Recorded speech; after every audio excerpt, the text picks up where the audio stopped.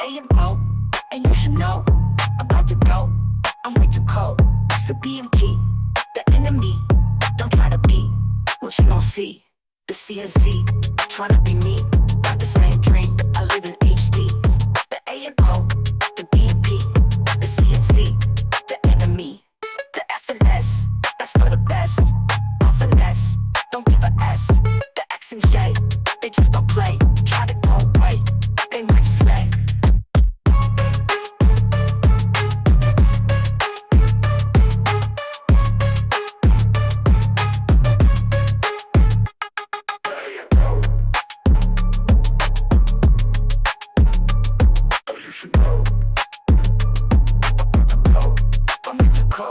The B and P, the enemy. Don't try to be what you don't see. The C and Z, trying to be me. Got the same dream, I live in HD. The A and O, the B and P, the C and Z, the enemy. The F and S, that's for the best. No finesse, don't give a S. The X and J, they just don't play. Try to go away, they might slay.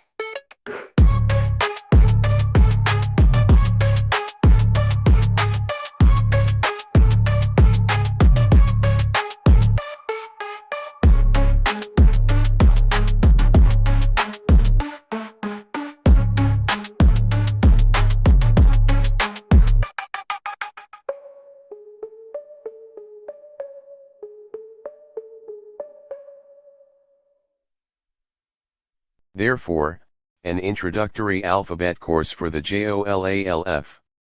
would likely be a basic course teaching the fundamentals of a specific alphabet relevant to the users or focus of this forum, potentially related to linguistics or a specific language of interest within the community. The alphabet, in its essence, constitutes a meticulously organized and widely accepted collection of symbolic graphical representations known as letters. Each individual letter within this structured system is specifically designed and conventionally understood to correspond to a particular phonetic element, which can be either a single distinct sound or, in some instances, a combination of closely related sounds. This fundamental set of symbols serves as the bedrock upon which the entire edifice of written language is constructed. By arranging these elementary units in specific sequences, we are able to form meaningful linguistic units that we recognize as words. Consequently, the alphabet furnishes the indispensable foundational components necessary for the articulation of thoughts, ideas, and information in a tangible, preservable, and readily transmissible format, thereby playing a crucial role in facilitating comprehensive and enduring written communication across individuals, communities, and generations. Number of alphabets: while there isn't one definitive count, it's estimated that there are around 100 to 150 alphabets currently in use worldwide. This number can vary depending on how alphabet is defined and whether Abjad's alphabets without vowels and Abugada's alphabets where vowels are diacritics are included. Most common alphabet, the Latin alphabet, is the most widely used writing system globally. It serves as the basis for the scripts of numerous languages across continents, including English, Spanish, French, German, and many others. Letter frequency: in the English language, the letter E is statistically the most frequent letter in written text, while Z is the least frequent. The top 12 most frequent letters E, T, A, O, I, N, S, H, R, D, L, U account for approximately 80% of all letters used in English writing. Evolution: many modern alphabets have evolved from earlier writing systems, with the Phoenician alphabet being a significant ancestor to many Western alphabets, including Greek and subsequently Latin. Bet theory, broadly speaking, encompasses the mathematical and psychological principles underlying wagering. Mathematically, it involves assessing probabilities, calculating expected values to determine profitable opportunities, and managing risk through strategies like bankroll management and diversification. Psychologically, it considers the cognitive biases and emotional factors that influence decision-making in betting, often leading to irrational choices and deviations from optimal strategies. Successful bet theory integrates both aspects to make informed decisions that maximize potential returns while minimizing losses. Here are the key statistics related to bet theory, made more concise: probability and expected value. Profitable betting needs accurate probability assessment. Behavioral economics shows biases impair this. House edge, e.g. 5.26% in US roulette creates negative expected value long term. Risk management, optimal bankroll management risks small percentages, e.g. 1 to 5%.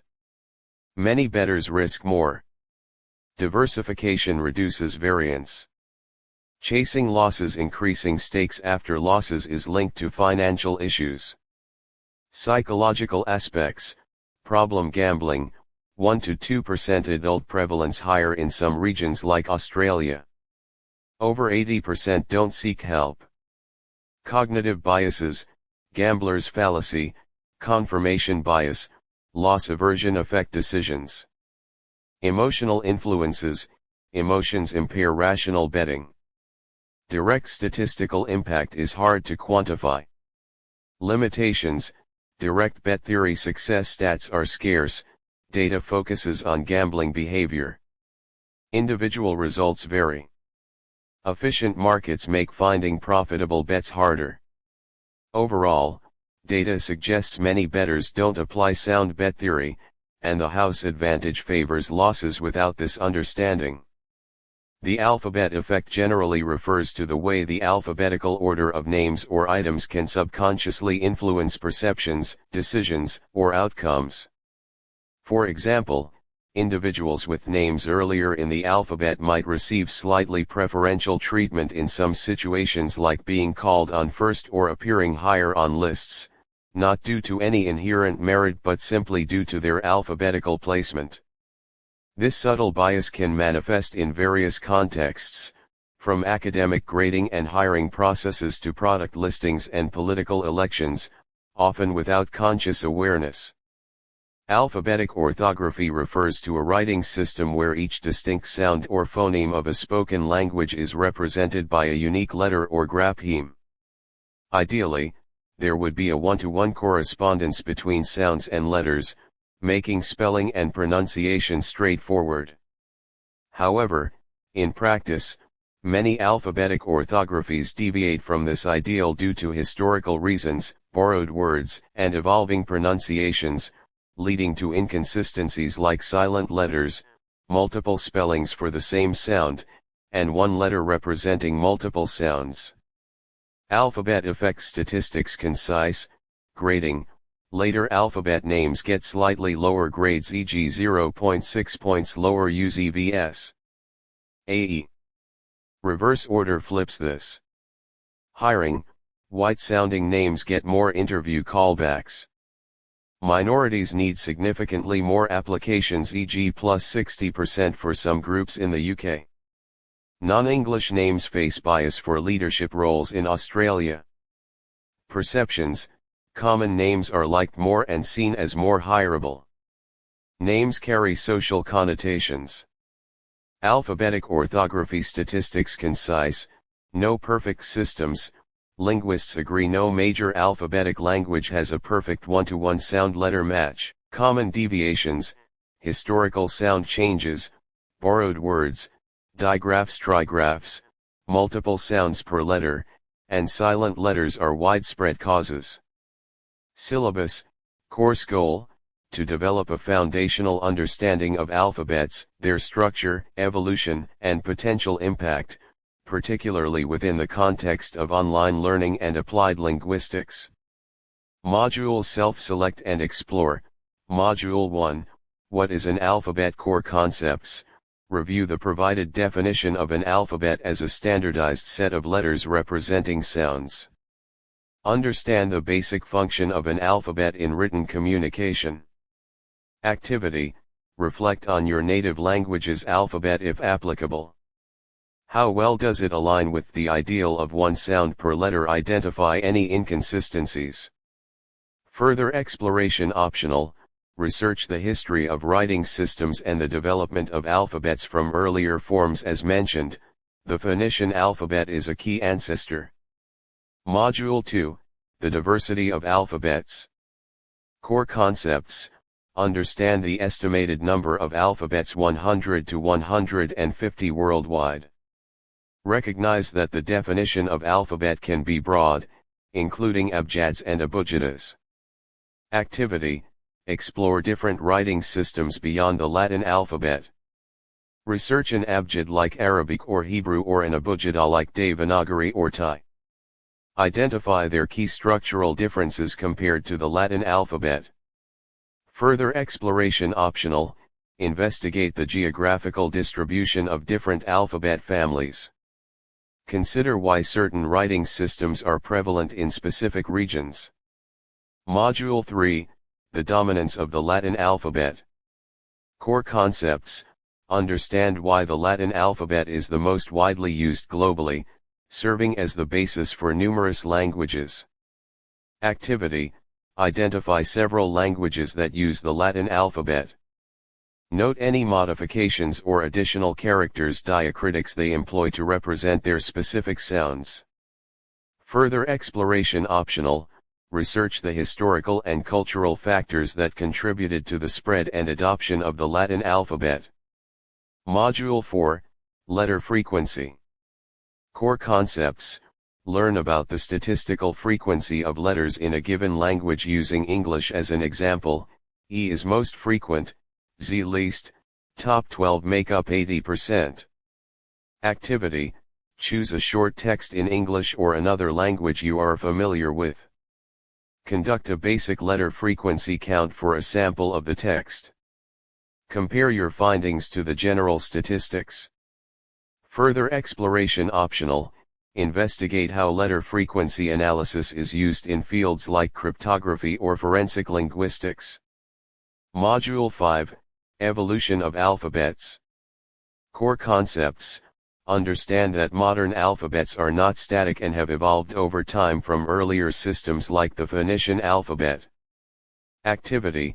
Create a simple visual timeline tracing the potential evolution of a letter in the Latin alphabet back to its Phoenician origins. Many online resources provide this information. Further exploration optional. Research the development of a specific alphabet family, e.g. the Greek alphabet and its descendants. Module 6, Bet theory and alphabets connecting concepts. Core concepts. Consider how the principles of bet theory, probability, risk, psychology might relate to language and alphabets in a metaphorical sense, e.g. the probability of correctly interpreting a less common letter combination, the risk of misinterpreting a word due to orthographic inconsistencies. Activity. Brainstorm potential connections between the concepts of bet theory and aspects of language or alphabet usage. This is an exploratory, creative exercise. Further exploration optional. Research any existing interdisciplinary work that connects information theory, linguistics, and decision-making. Module 7, the alphabet effect. Core concepts. Understand how alphabetical order can subconsciously influence perceptions and outcomes, e.g. in grading and hiring. Review the provided statistics, lower grades for later alphabet names, hiring bias against certain names. Activity. Reflect on situations where alphabetical order might have subtly influenced a decision or outcome you observed or experienced. Further exploration optional. Research studies on implicit bias and its various manifestations in different contexts. Module 8, Alphabetic Orthography, Ideal versus Reality. Core concepts. Understand the concept of an ideal one-to-one sound-letter correspondence and why most alphabetic orthographies deviate from this. Historical changes, borrowing, digraphs, etc. Review the provided points on common deviations. Activity.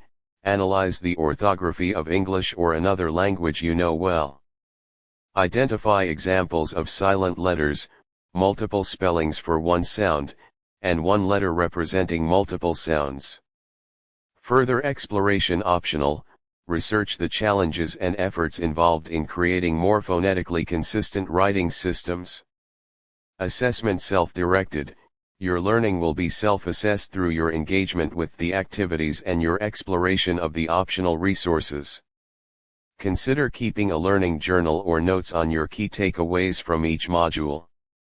As the component parts of all new machines may be said to be old, it is a nice discriminating judgment, which discovers that a particular arrangement will produce a new and desired effect.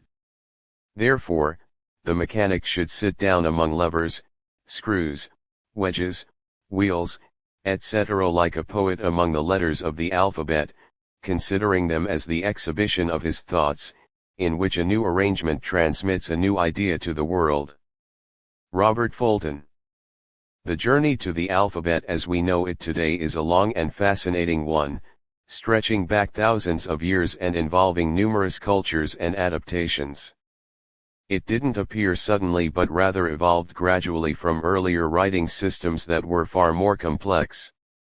The story begins in ancient Egypt, where hieroglyphs, a system using numerous pictorial symbols to represent words and sounds, flourished for millennia. Within this intricate system, there existed a set of around 24 hieroglyphs known as uniliterals, each representing a single consonant sound.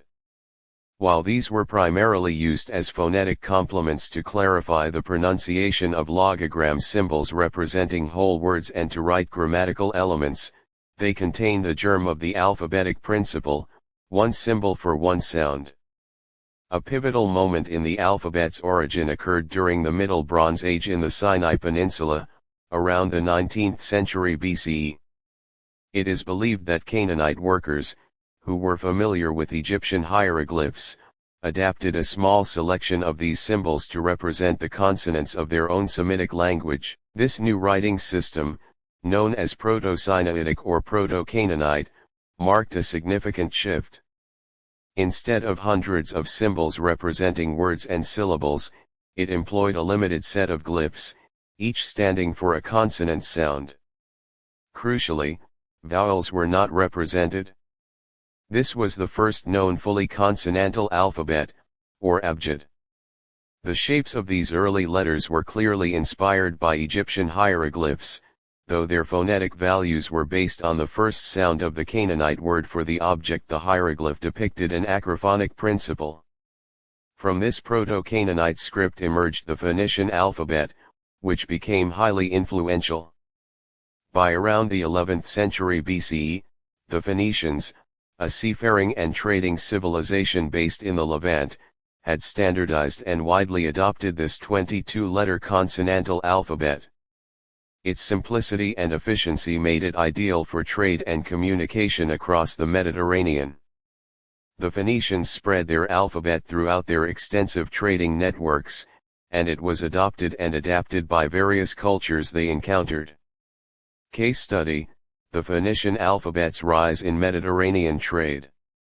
The Phoenician alphabet, a simplified 22-consonant system evolved from earlier scripts, provided an efficient tool for record-keeping and communication across diverse linguistic groups in the Mediterranean.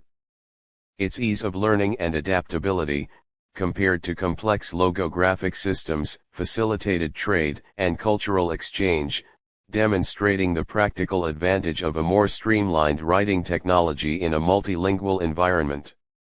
While the earliest Egyptian hieroglyphs were largely pictographic, representing objects directly, the system quickly developed a significant phonetic component. Even in the early dynastic period, some hieroglyphs began to represent the sounds of words, a principle known as phoneticism. This allowed the Egyptians to write not just concrete objects but also abstract concepts, names, and grammatical elements. These phonetic hieroglyphs could represent one-consonant uniliteral signs, functioning like an alphabet, though without dedicated vowels, two consonants biliteral signs, or three consonants triliteral signs. Scribes would use these phonetic hieroglyphs to spell out words based on their sound, often in combination with logogram symbols representing whole words and determinative signs providing semantic context but no phonetic value. The development of phonetic hieroglyphs was a crucial step in the evolution of the writing system, moving it beyond a purely visual representation of the world towards a more flexible and expressive tool for language. The uniliteral signs, in particular, represent the closest the hieroglyphic system came to an alphabet, although vowels were generally not written. Case study, the mouth hieroglyph, from object to sound. Early Egyptian hieroglyphs used a drawing of a mouth to represent the word for mouth. However, this same hieroglyph later evolved to also represent the single consonant sound R, which was the initial sound in the Egyptian word for mouth. This illustrates the fundamental principle of phonetic hieroglyphs. A visual symbol initially tied to an object's meaning could be repurposed to represent the sound of that object's name, allowing for the writing of words and grammatical elements unrelated to the original pictorial meaning. When an alien species with a fundamentally different way of thinking and communicating encounters a native species deeply rooted in its own language and culture, a significant challenge arises. The alien's consciousness might operate in a nonlinear, holistic manner, perceiving reality as interconnected information rather than separate events. Their communication could bypass traditional language structures, involving direct transfer of complex ideas or emotions through means like bioluminescence or telepathy. This would make the native species language, with its reliance on segmented symbols and grammar, inadequate for true understanding. Even basic concepts like time and space might be perceived entirely differently by the alien, creating further barriers to comprehension. The species with the more easily grasped communication method might inadvertently dominate the interaction. Genuine understanding would necessitate a radical shift in the native species' perspective, questioning their core assumptions about consciousness and reality, potentially leading to profound growth or devastating miscommunication. This encounter underscores the deep connection between language, thought, and culture, and the limitations of our familiar frameworks when facing the truly alien. Case study, the decipherment of ancient scripts Rosetta Stone. The discovery of the Rosetta Stone in 1799 provided a crucial key to understanding Egyptian hieroglyphs, a writing system that had been undecipherable for centuries.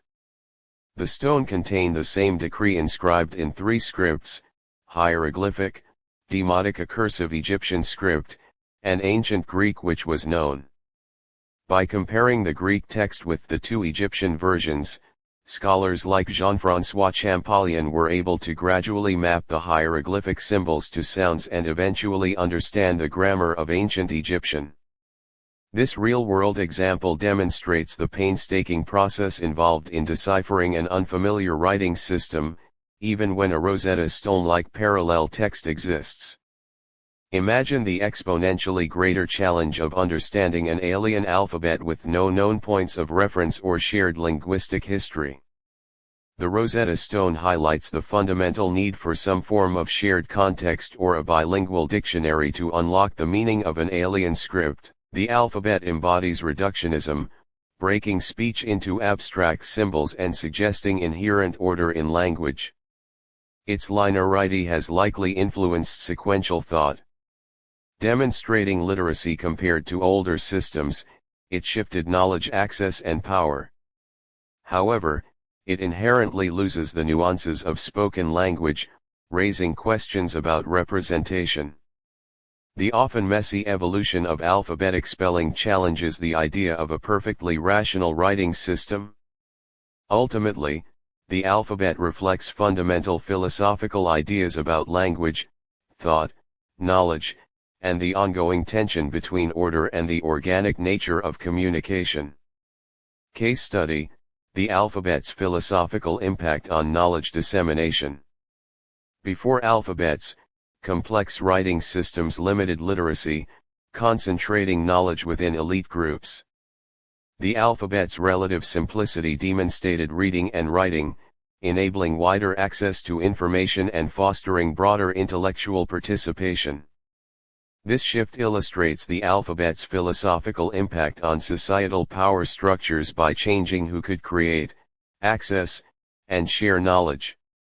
The vast majority of the Dead Sea Scrolls were written using the Aramaic alphabet, which was the common script in Judea during the Second Temple period, roughly 516 BCE to 70 CE, the time when the scrolls are believed to have been written. This Aramaic alphabet was itself a descendant of the Phoenician alphabet. However, it's important to note that some of the earlier Dead Sea Scrolls, particularly those containing older biblical texts, were written in the Paleo-Hebrew alphabet, a script that was used for Hebrew before the adoption of the Aramaic alphabet. So, the script used in the Dead Sea Scrolls wasn't a single, monolithic Dead Sea Scrolls alphabet, but rather primarily the Aramaic alphabet, with instances of the older Paleo-Hebrew script, especially for texts considered more sacred or archaic. The Aramaic alphabet, like its Phoenician ancestor, was a consonantal alphabet abjad, meaning it primarily represented consonant sounds, with vowel sounds generally being implied by context or indicated through later systems of vowel pointing which are mostly absent in the original scrolls. The forms of the letters in both the Aramaic and Paleo-Hebrew scripts found in the Dead Sea Scrolls provide valuable insights into the development of these ancient Semitic writing systems. Case study: Script variation in the Dead Sea Scrolls. The Dead Sea Scrolls predominantly use the Aramaic alphabet, reflecting the common script of Judea during their writing.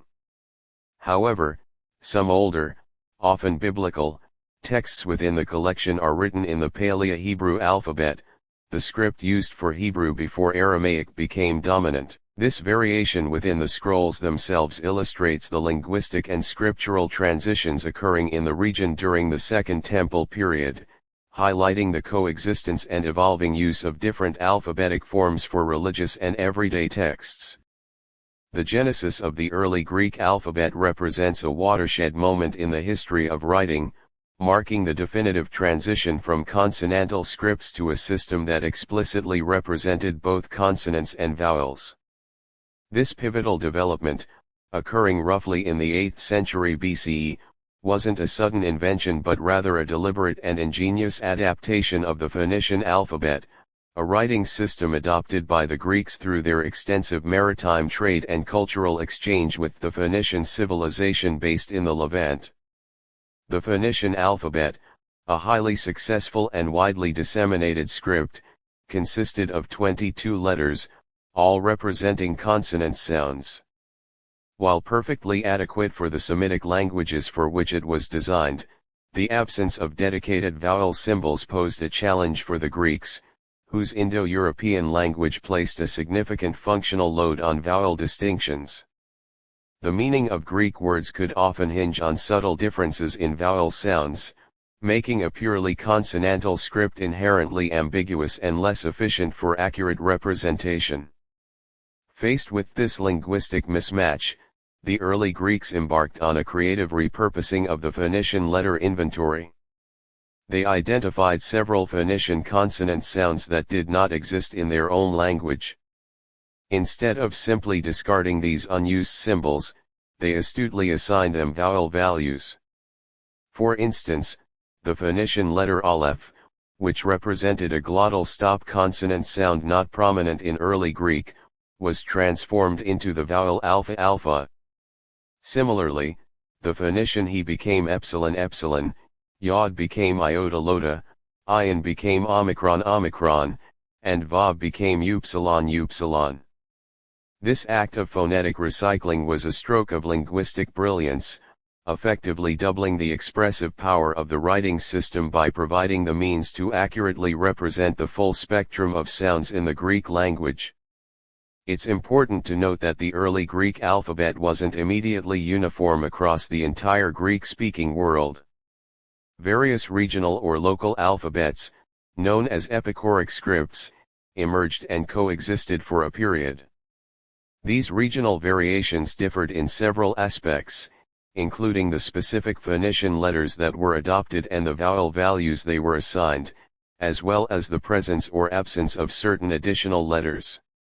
For example, some early Greek alphabets did not include the letters phi phi, chi chi, or psi psi, which were later adopted into the standard Ionic script.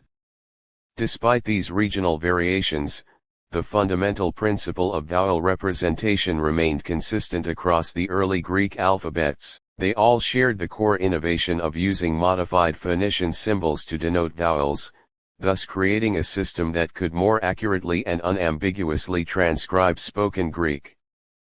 Furthermore, the Greeks generally retained the Phoenician order of the letters and their Semitic names, albeit with phonetic adaptations to fit the Greek sound system. For instance, the Phoenician Beth became Beta Beta, and so on. The adoption of a fully phonetic alphabet had profound and far-reaching consequences for Greek culture and intellectual development.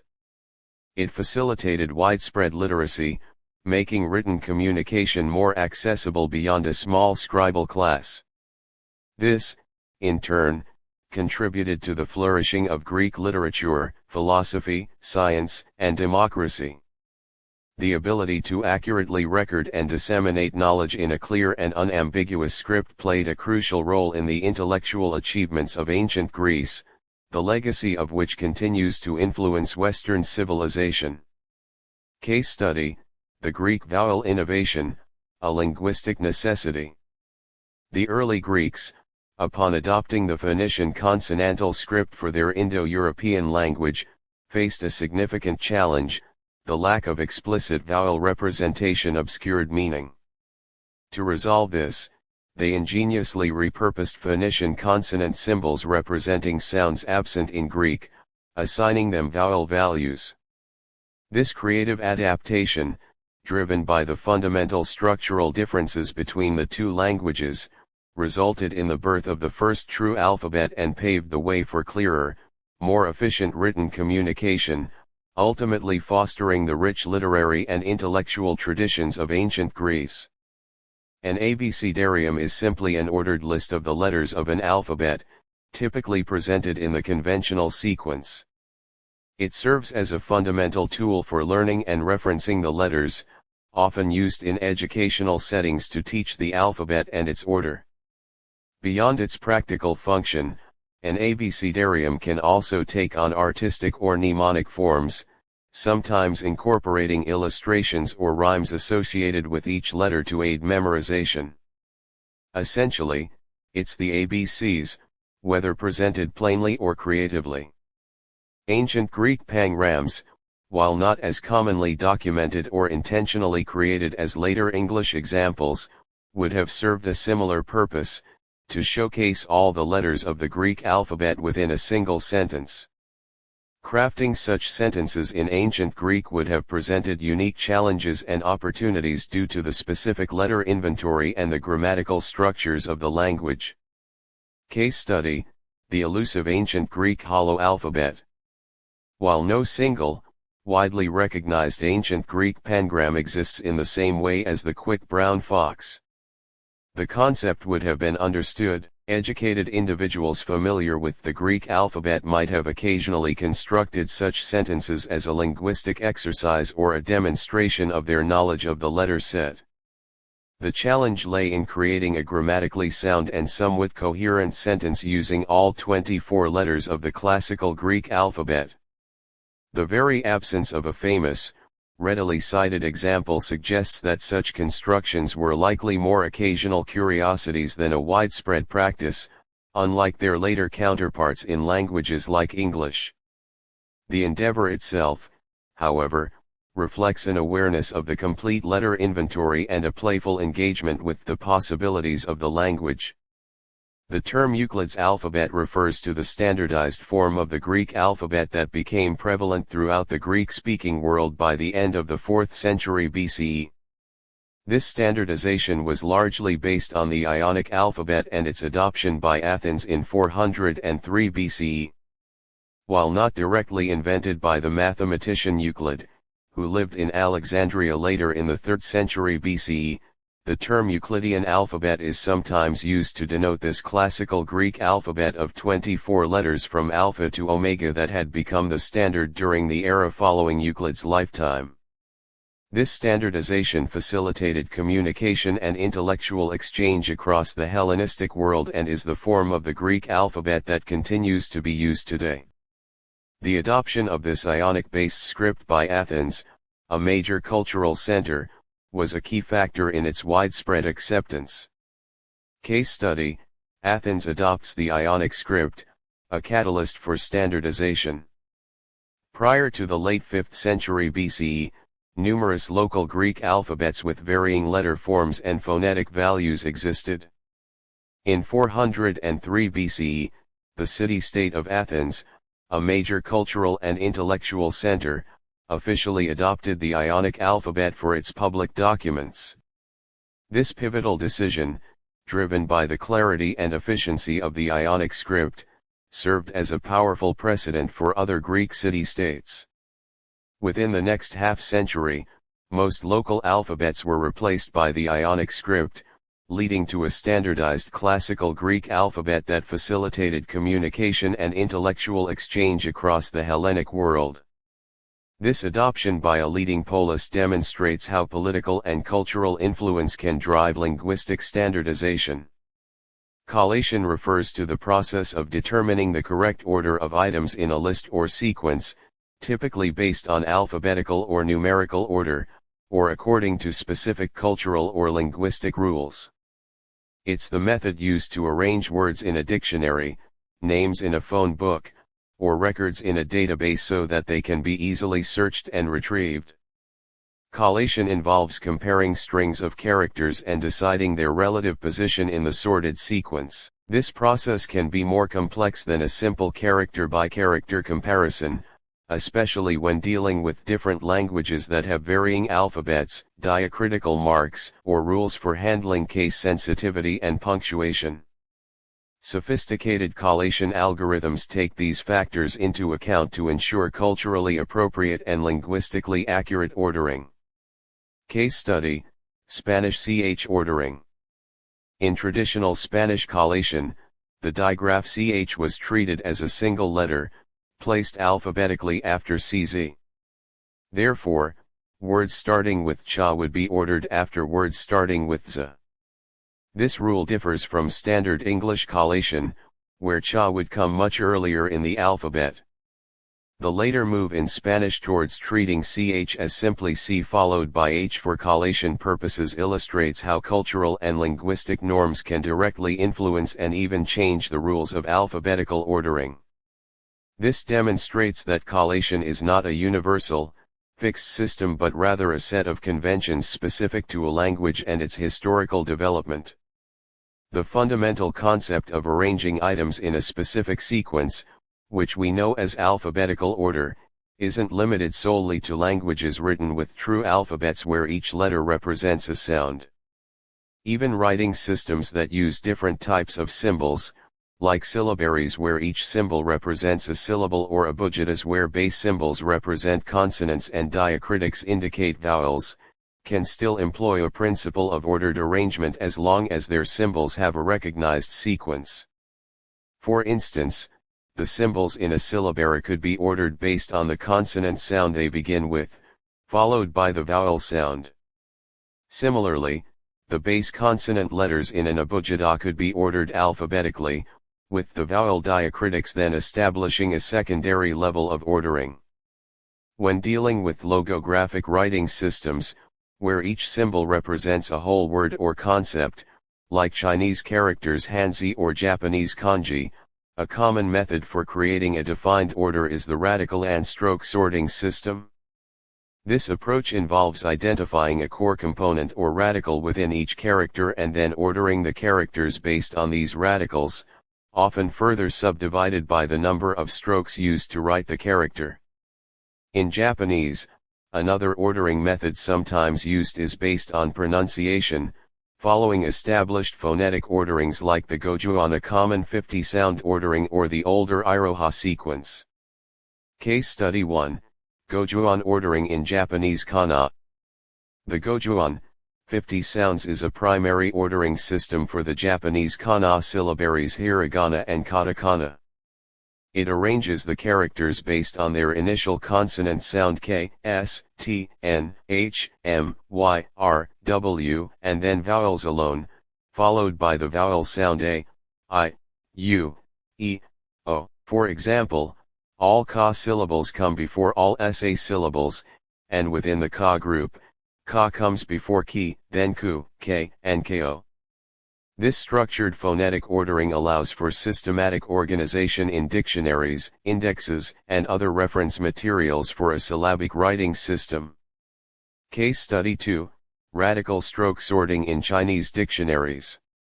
Chinese dictionaries commonly employ the radical and stroke sorting method to organize the vast number of Hanzi characters. A character is first categorized under one of approximately 214 radicals' core components. Characters sharing the same radical are then ordered by the number of additional strokes required to write them. For instance, characters containing the water radical would be grouped together, and within that group, characters with fewer remaining strokes would appear before those with more. This visual structural approach provides a systematic way to locate characters in a logographic system where direct phonetic ordering of all characters is impractical due to the large number of homophones. The Latin alphabet, the most widely used writing system in the world today, boasts a rich and transformative history that stretches back to its origins in ancient Italy. It didn't emerge fully formed but rather evolved through a series of adaptations from earlier scripts, primarily the Greek alphabet. Specifically, the Latin alphabet is a direct descendant of the Western Greek alphabet, which itself was an adaptation of the Phoenician consonantal script.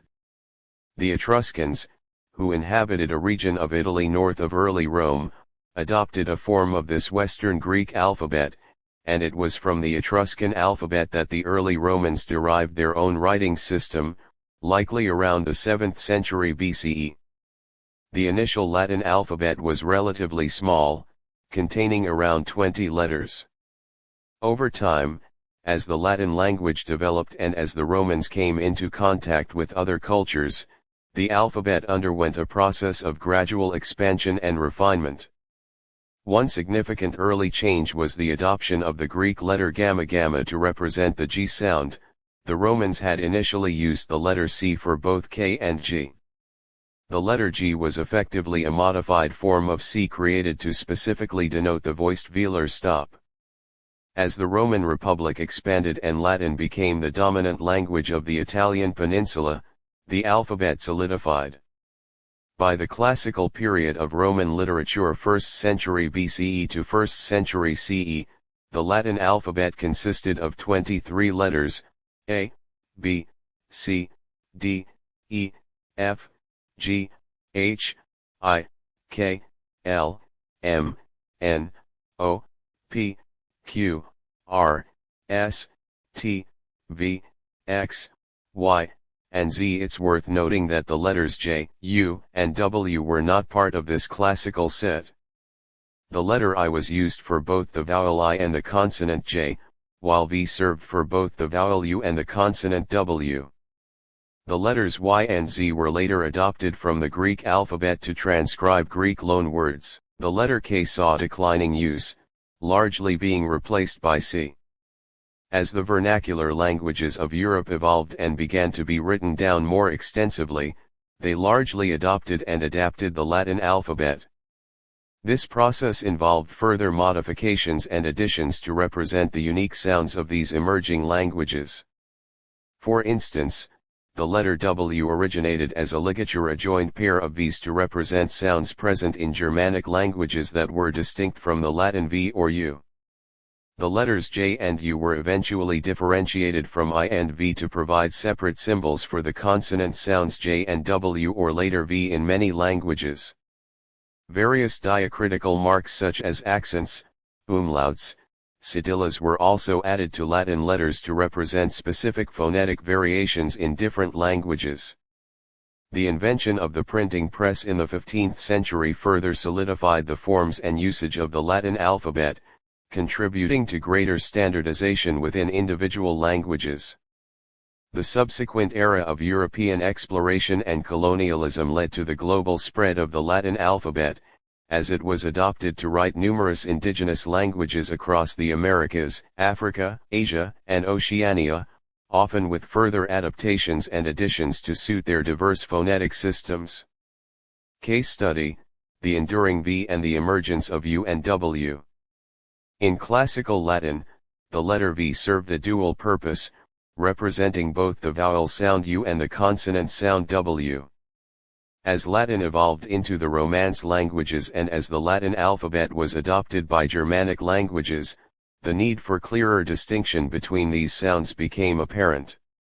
Over time, particularly during the medieval period, the rounded form U began to be consistently used for the vowel sound, while V remained primarily for the consonant. Furthermore, the W arose as a ligature adjoining of two V's to represent a distinct sound in Germanic languages.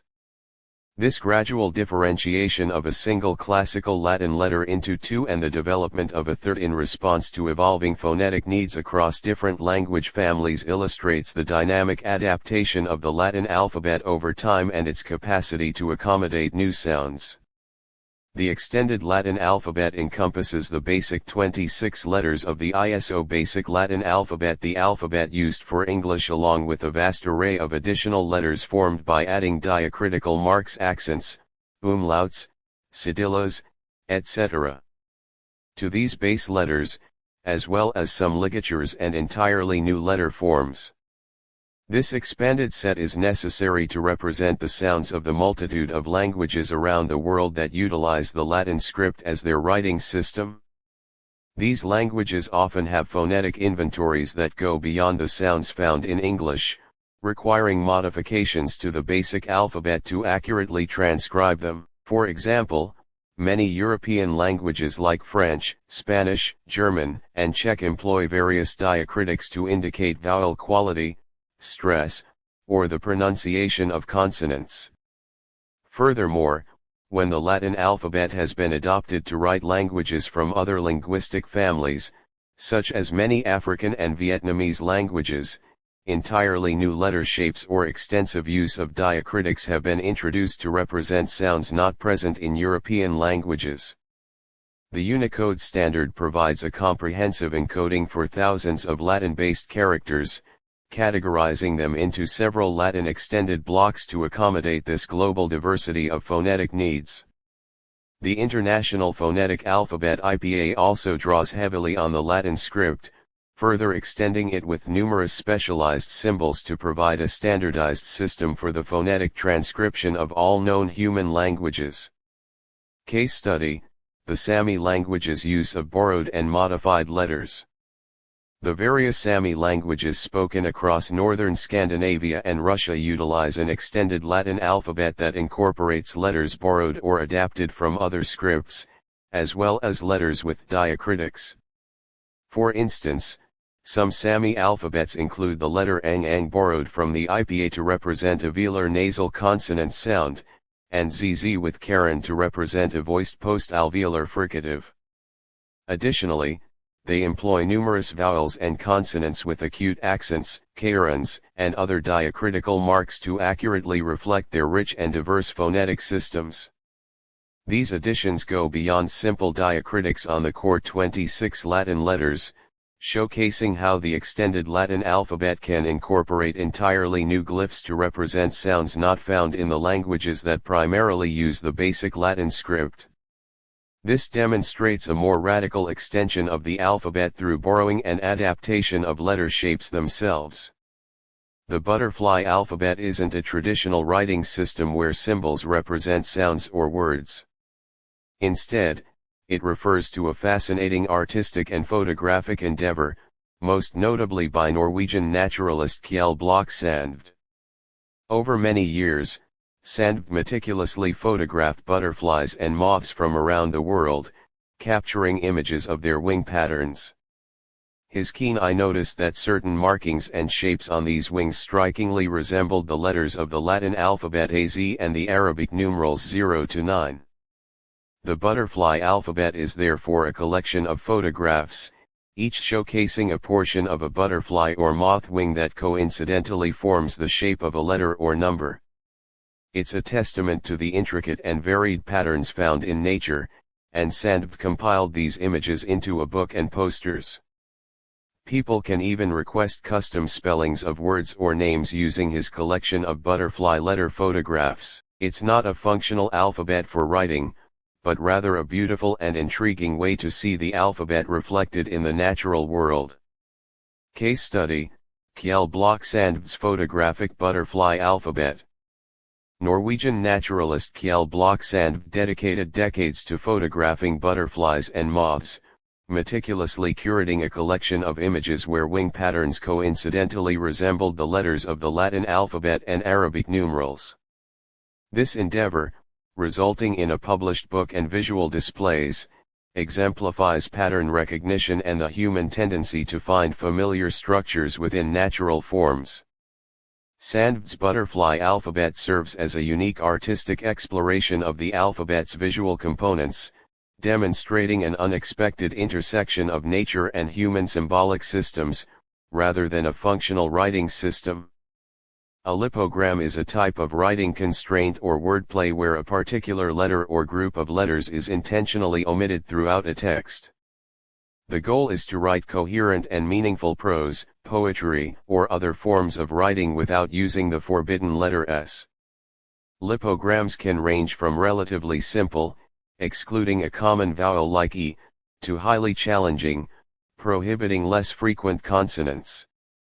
The difficulty lies in finding alternative vocabulary and phrasing to express ideas without resorting to the proscribed letters. Lipograms serve as a form of linguistic puzzle, demonstrating the flexibility and richness of language while highlighting the often unnoticed frequency of certain letters. Famous examples exist in various languages, showcasing impressive feats of sustained writing under this self-imposed limitation. Case study, Georges Peric's La Disparition à Void. Georges Peric's 1969 French novel, La Disparition, is a renowned example of a lipogram. The entire 300-page novel is written without using the letter E, the most common vowel in the French language. This extraordinary feat forced Peric to employ circumlocution and a restricted vocabulary to tell his story, resulting in a unique and challenging reading experience. The English translation, titled Avoid and similarly omitting the letter E, faced an equally demanding task, showcasing the remarkable linguistic dexterity required to create and translate a full-length work under such a significant constraint. Peric's novel stands as a testament to the possibilities and limitations imposed by lipograms. Transliteration is the process of converting text from one writing system script into another, typically by mapping the letters or graphemes of the source script to corresponding letters or graphemes in the target script. The primary goal of transliteration is to provide a representation of the original text that is readable and pronounceable to some extent by someone familiar with the target script, even if they don't understand the original language. Unlike translation, which focuses on conveying the meaning of the text, transliteration focuses on the written form. Ideally, transliteration aims for a one-to-one mapping between the characters of the two scripts, though this is not always possible due to differences in the number of letters or the way sounds are represented. Various transliteration systems exist for different language pairs, often with the goal of being reversible, allowing one to ideally reconstruct the original spelling from the transliterated text. Romanization, the transliteration of non-Latin scripts into the Latin alphabet, is a particularly common form of transliteration. Case study, Romanization of Japanese, Hepburn system. The Hepburn system is a widely used method for the romanization transliteration into the Latin alphabet of the Japanese language. It aims to represent Japanese pronunciation in a way that is relatively intuitive for speakers of English and other Latin script languages. For example, the Japanese kana character hiragana or katakana, representing the syllable ka, is transliterated as ka in Hepburn. Similarly, I becomes she, and tsu becomes tsu. While not a perfect phonetic representation as English pronunciation varies, the Hepburn system provides a standard way to write Japanese words and names using the Latin alphabet for purposes like signage, dictionaries, and international communication. It prioritizes ease of pronunciation for non-Japanese speakers over a strictly one-to-one mapping of every Japanese phoneme. Pasigraphy, also known as philosophical language or characteristica universalis, refers to the concept of a writing system intended to be universally understood, independent of any specific spoken language. The goal is to create symbols or characters that directly represent concepts, ideas, or things, rather than the sounds of a particular language. Ideally, someone from any linguistic background could look at a pasigraphic text and grasp its meaning without needing to know the language of the author. Historical proponents of pasigraphy, such as Gottfried Wilhelm Leibniz, envisioned such a system as a tool for universal communication, scientific precision, and even philosophical reasoning. While numerous attempts have been made to create pasigraphic systems throughout history, none have achieved widespread adoption or complete universality in the way their proponents envisioned.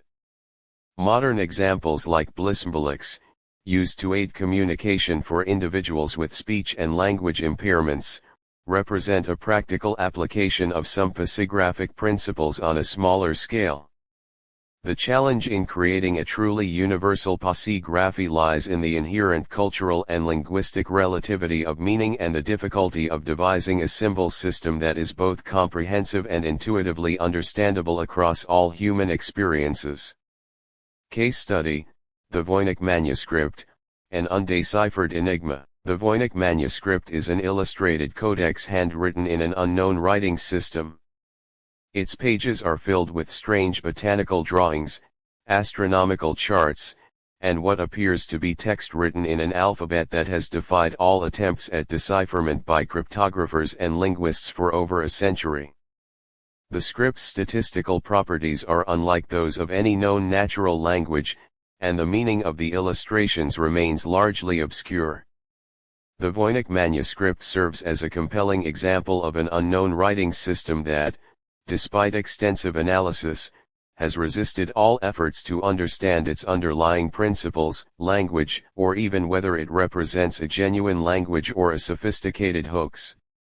Its continued mystery highlights the challenges inherent in encountering and attempting to decode truly alien or intentionally obscured forms of written communication.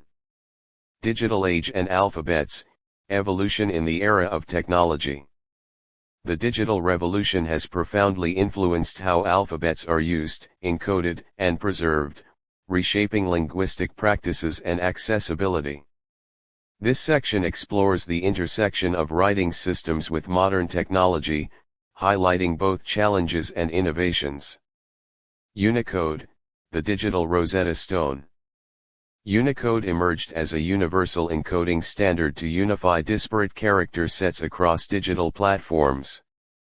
By assigning unique codes to over 149,000 characters from 159 scripts as of Unicode 15.0, it enables seamless text representation globally. This standardization supports multilingual communication, allowing documents to mix Latin, Cyrillic, Arabic, and Hanzi seamlessly. However, challenges persist, such as encoding historical scripts, e.g. Linear B, or resolving duplicate characters across languages. Case study: Cherokee syllabary in Unicode. The Cherokee syllabary, invented by Sequoyah in the 19th century, was added to Unicode in 1999. This inclusion enabled digital preservation and revitalization efforts, allowing Cherokee speakers to use their script in emails, social media, and educational software. Despite this, font development and keyboard layouts remain ongoing hurdles, illustrating the balance between technological inclusion and cultural preservation. Input technologies: bridging scripts and screens. Adapting input methods for non-Latin scripts has driven innovations in user interfaces. For example, Arabic script, predictive text algorithms account for context-dependent letter forms initial, medial, final. Chinese Hanzi, Pinyin input converts Latin keystrokes into characters using AI-powered suggestions. Indic scripts, virtual keyboards layer diacritics and conjunct consonants via modular designs. Case study, T9 predictive text for GEEZ Ethiopic.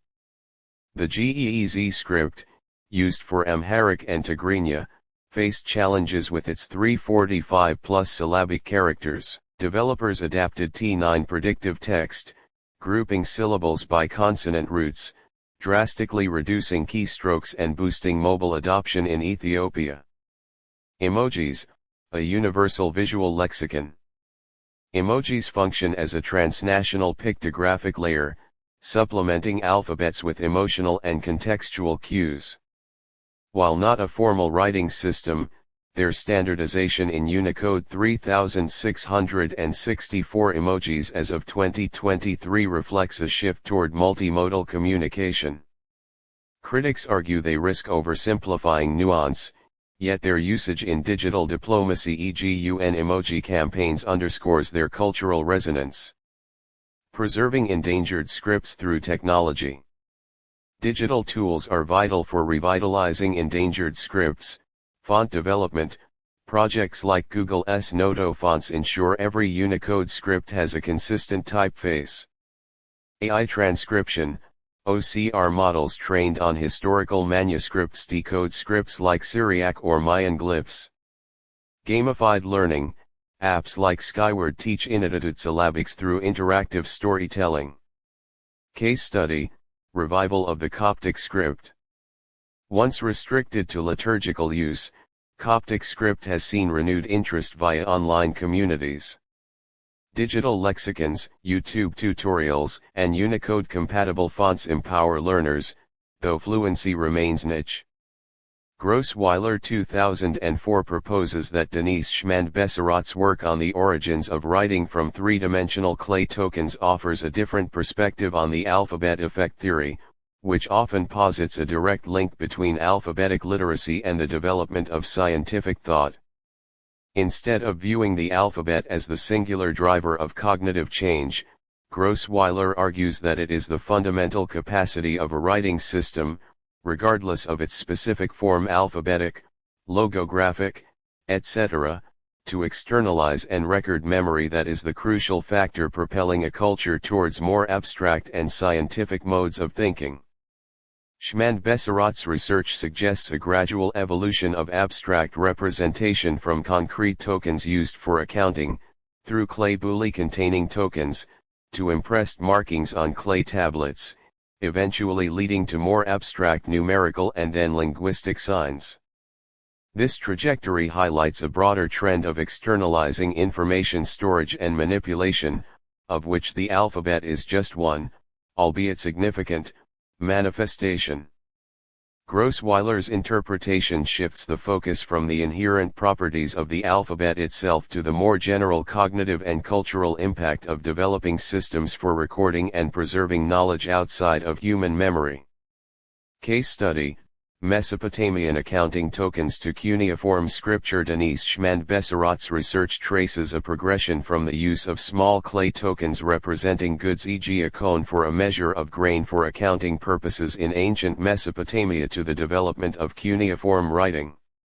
Initially, these tokens were stored in sealed clay envelopes boule. Eventually, the practice evolved to impressing the shapes of the tokens onto the outside of the boule for easier identification.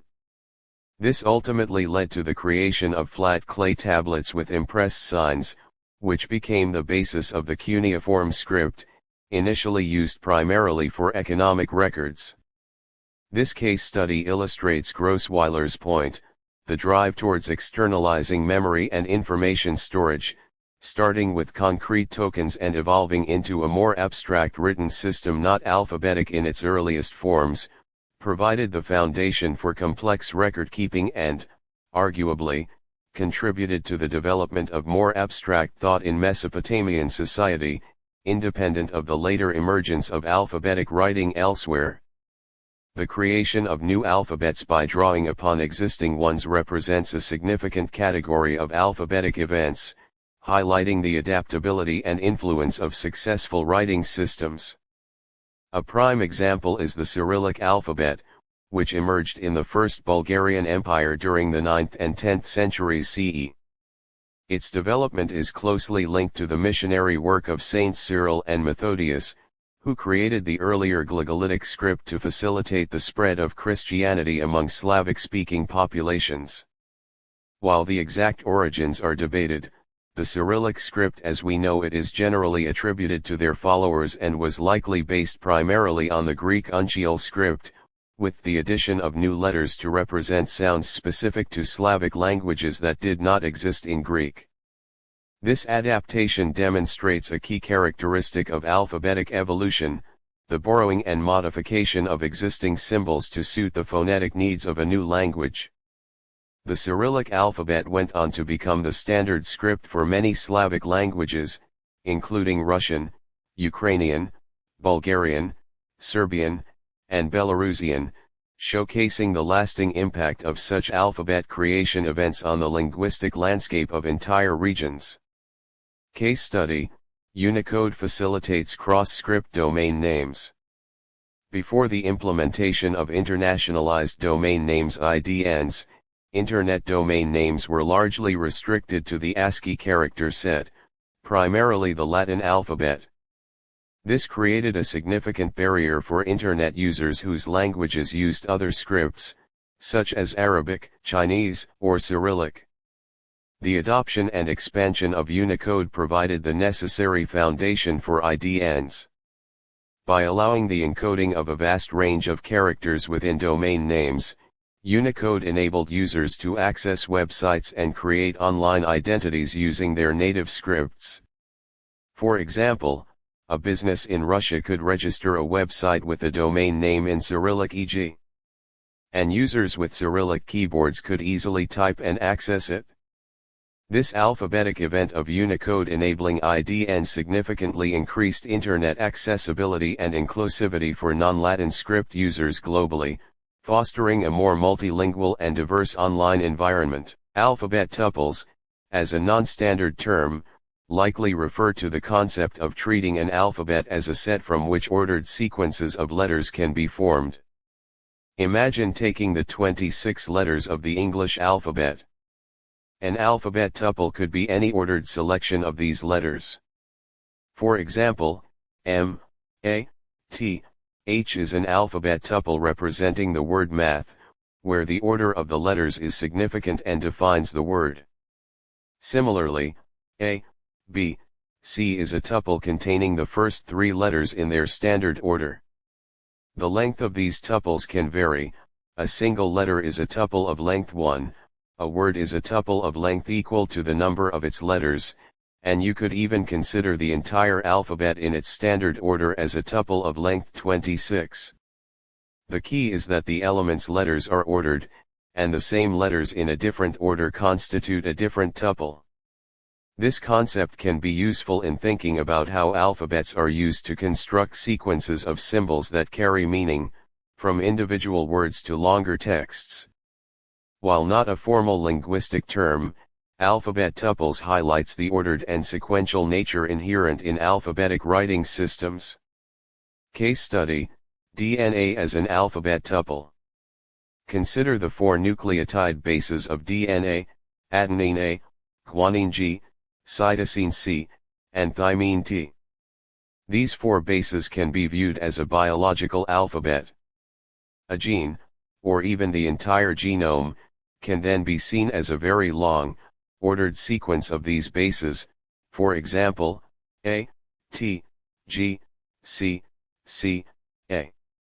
The specific order of these letters in this alphabet tuple dictates the genetic information. A different ordering of the same bases would represent different genetic instructions. This biological example illustrates the core idea of alphabet tuples, an ordered sequence of elements from a defined set carries specific meaning based on the arrangement.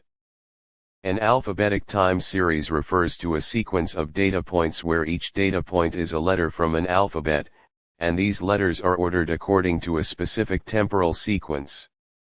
Unlike numerical time series that track quantities or measurements over time, alphabetic time series track categorical data represented by letters.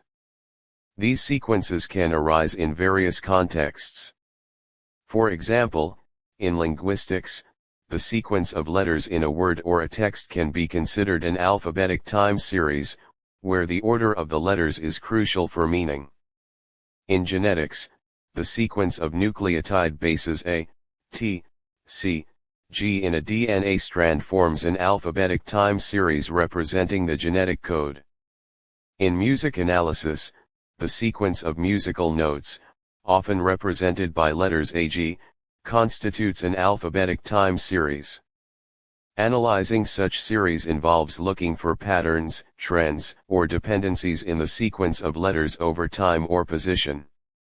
Techniques used to analyze numerical time series, such as autocorrelation or frequency analysis, might be adapted or new methods developed to understand the structure and characteristics of alphabetic time series, depending on the specific domain and the nature of the data. The focus is on the sequential relationships and the distribution of letters within the series. Case study: modeling letter frequencies in repeated text. Imagine a very simple scenario where a short piece of text is repeated many times, and we track the sequence of letters. We can then convert this alphabetic sequence into a numerical one by focusing on the frequency of a specific letter, e.g. within a fixed size moving window across the text. Alphabetic time series: consider the repeated sequence A back A back. Quantification: we choose a window size, e.g. 3 letters, and count the occurrences of A in each window. The numerical time series would be ABA, count A equals 2.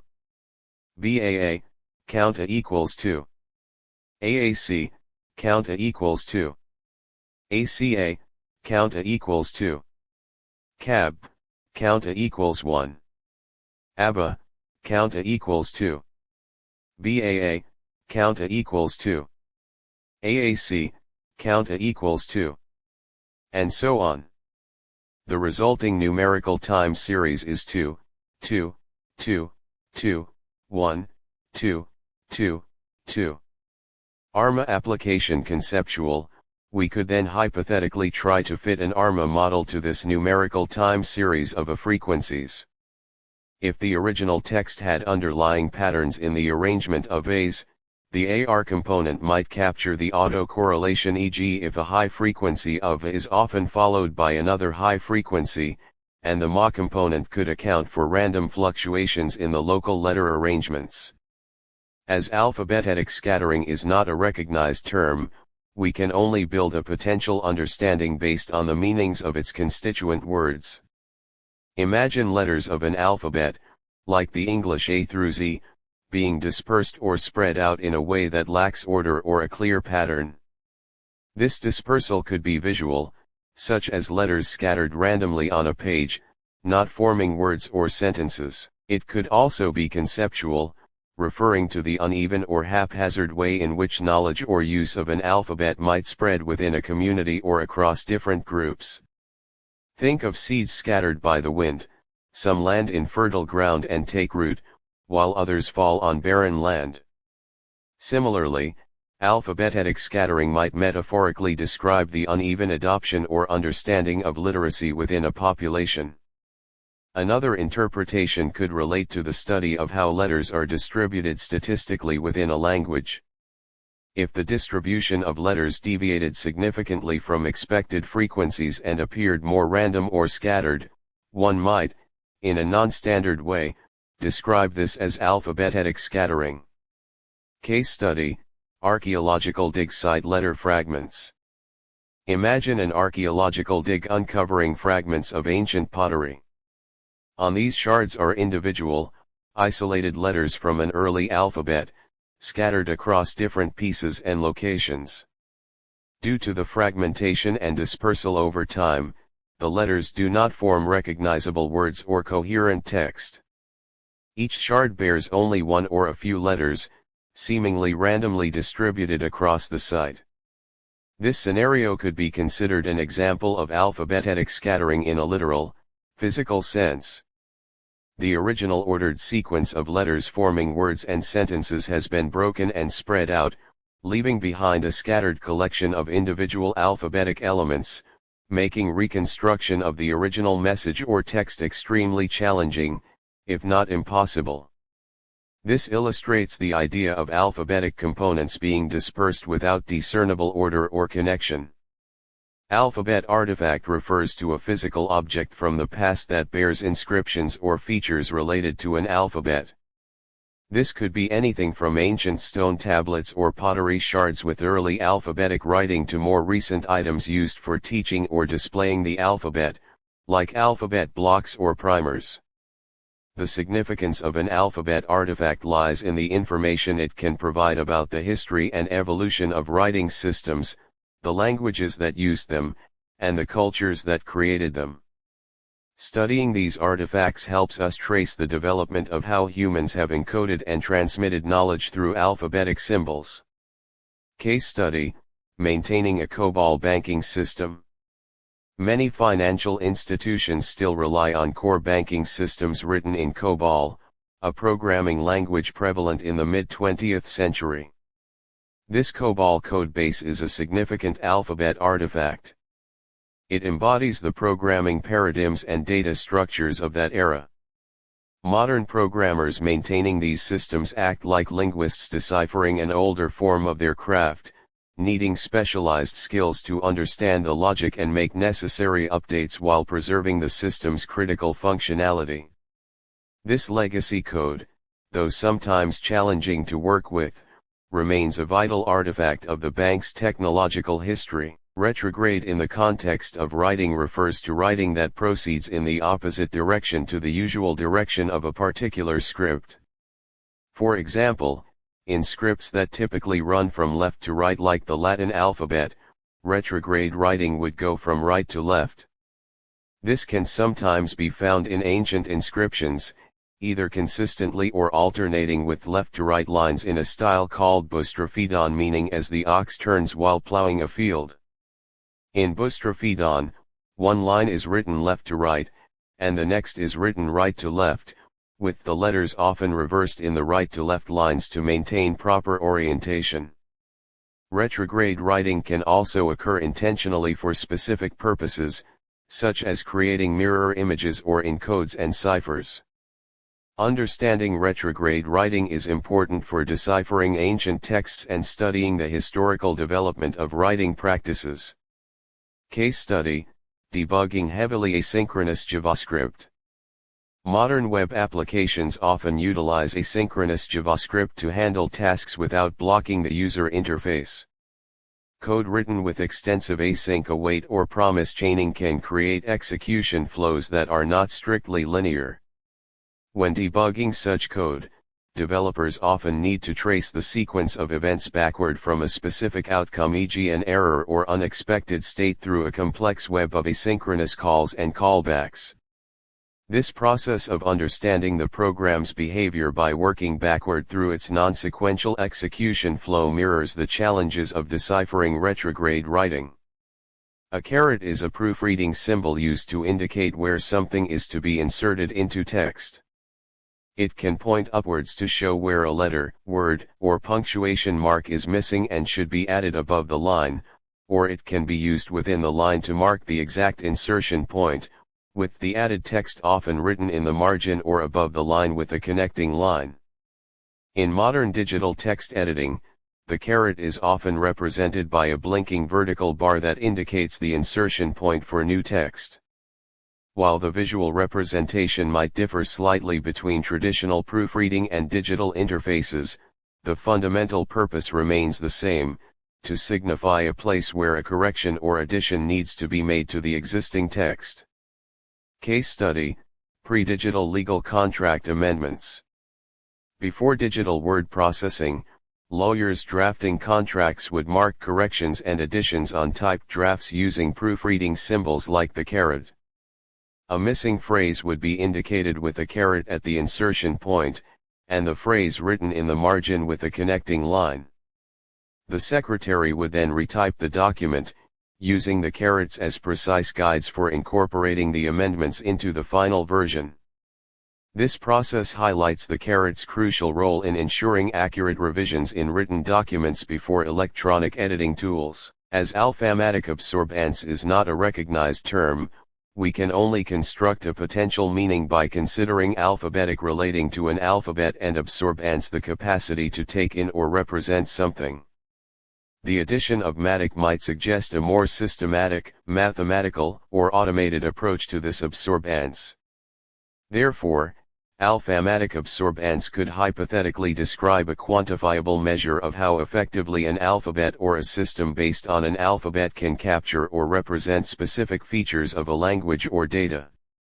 This could involve using algorithms or mathematical models to assess the degree to which an alphabet can uniquely and comprehensively represent the sounds of a language, phonetic coverage, the efficiency with which it can encode information density, or the accuracy with which computational systems can recognize its characters' feature representation in OCR.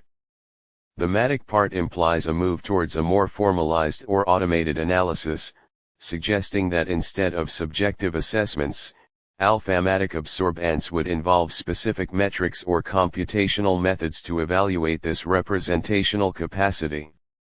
For example, one might devise a formula to calculate the ratio of unique phonemes in a language to the number of consistently used graphemes in its alphabet, perhaps waiting for the frequency of sounds. Similarly, in information theory, one could mathematically determine the theoretical information content that an alphabet of a certain size can encode. Case study: automated phonetic coverage analysis. Imagine a newly developed software tool designed to analyze the alphametic absorbance, specifically, phonetic coverage of different writing systems for a given spoken language. The tool takes as input a detailed phonetic inventory of the language, a list of all its distinct sounds, and a description of the alphabet used to write it, including digraphs and rules for pronunciation. The software then employs an algorithm to automatically map the letters and letter combinations to the phonemes, identifying instances of one-to-one correspondence, multiple sounds per letter, and sounds lacking representation. The output provides a quantitative score reflecting the degree to which the alphabet systematically absorbs the language's phonetics.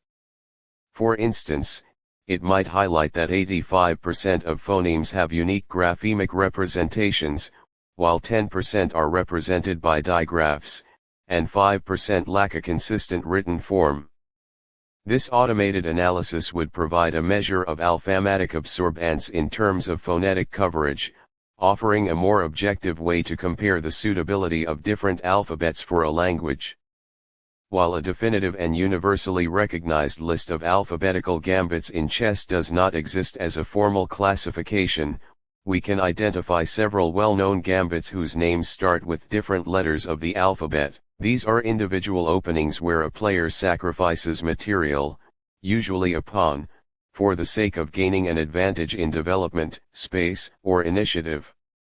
Examples include the Albin counter gambit 1.d4 d52.c4 e5, the Benko gambit 1.d4 nf62.c4 c53.d5 b5, the Danish gambit 1.e4 e52.d4 x43.c3 dxc34.bc4, the Evans gambit 1.e4 e52.nf3 nc63.bc4 bc54.b4, the From's gambit 1.f4 e5, the King's gambit 1.e4 e52.f4, and the Queen's gambit 1.d4 d52.c4.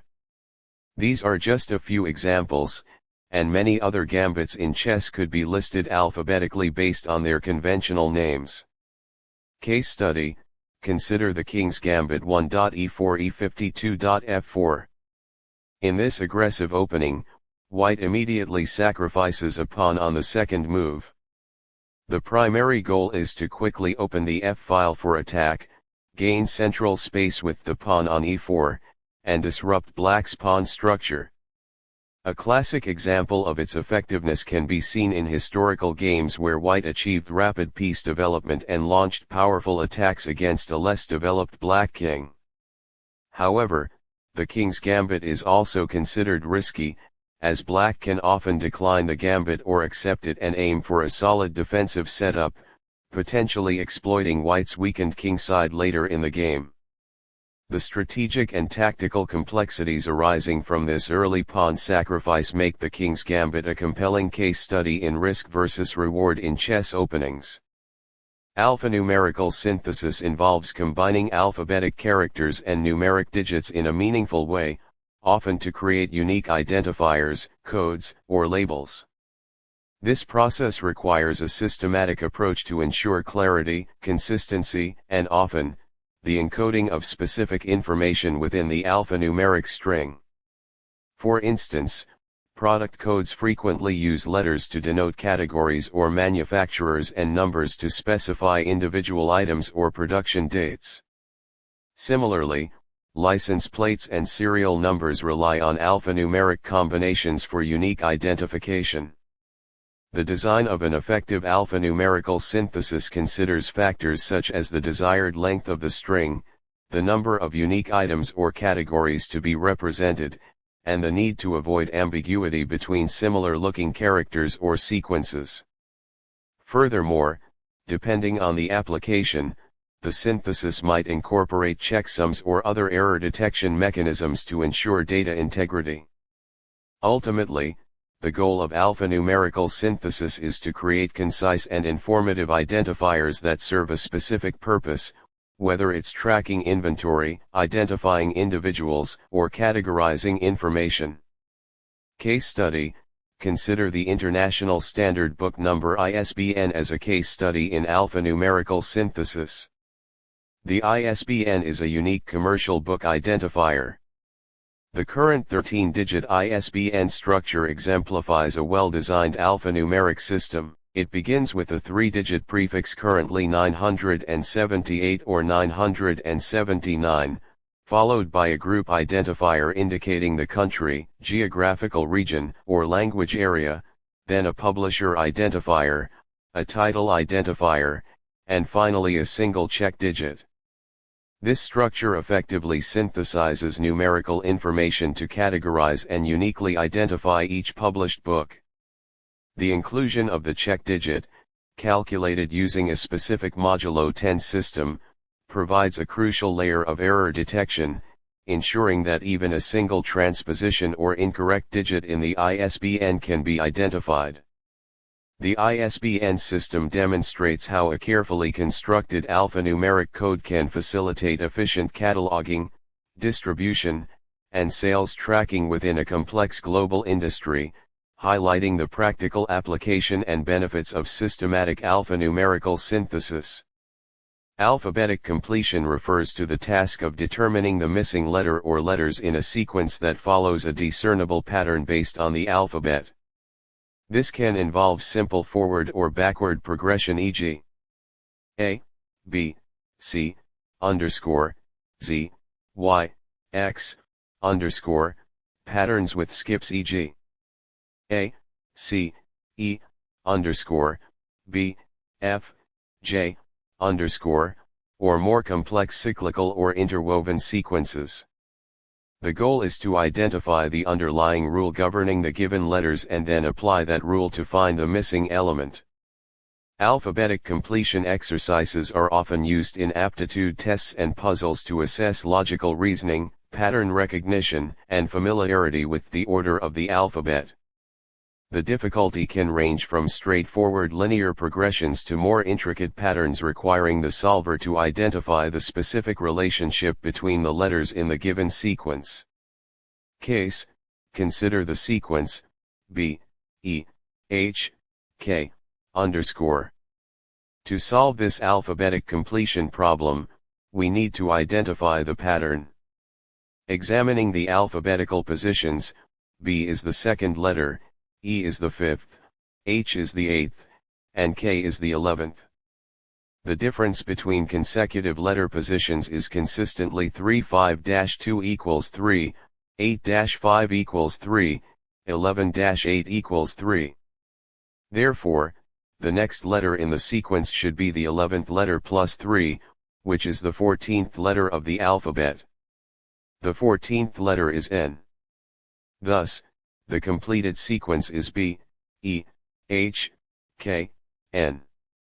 This example demonstrates a simple arithmetic progression within the alphabetical order, highlighting the basic principle of identifying the underlying rule to achieve alphabetic completion.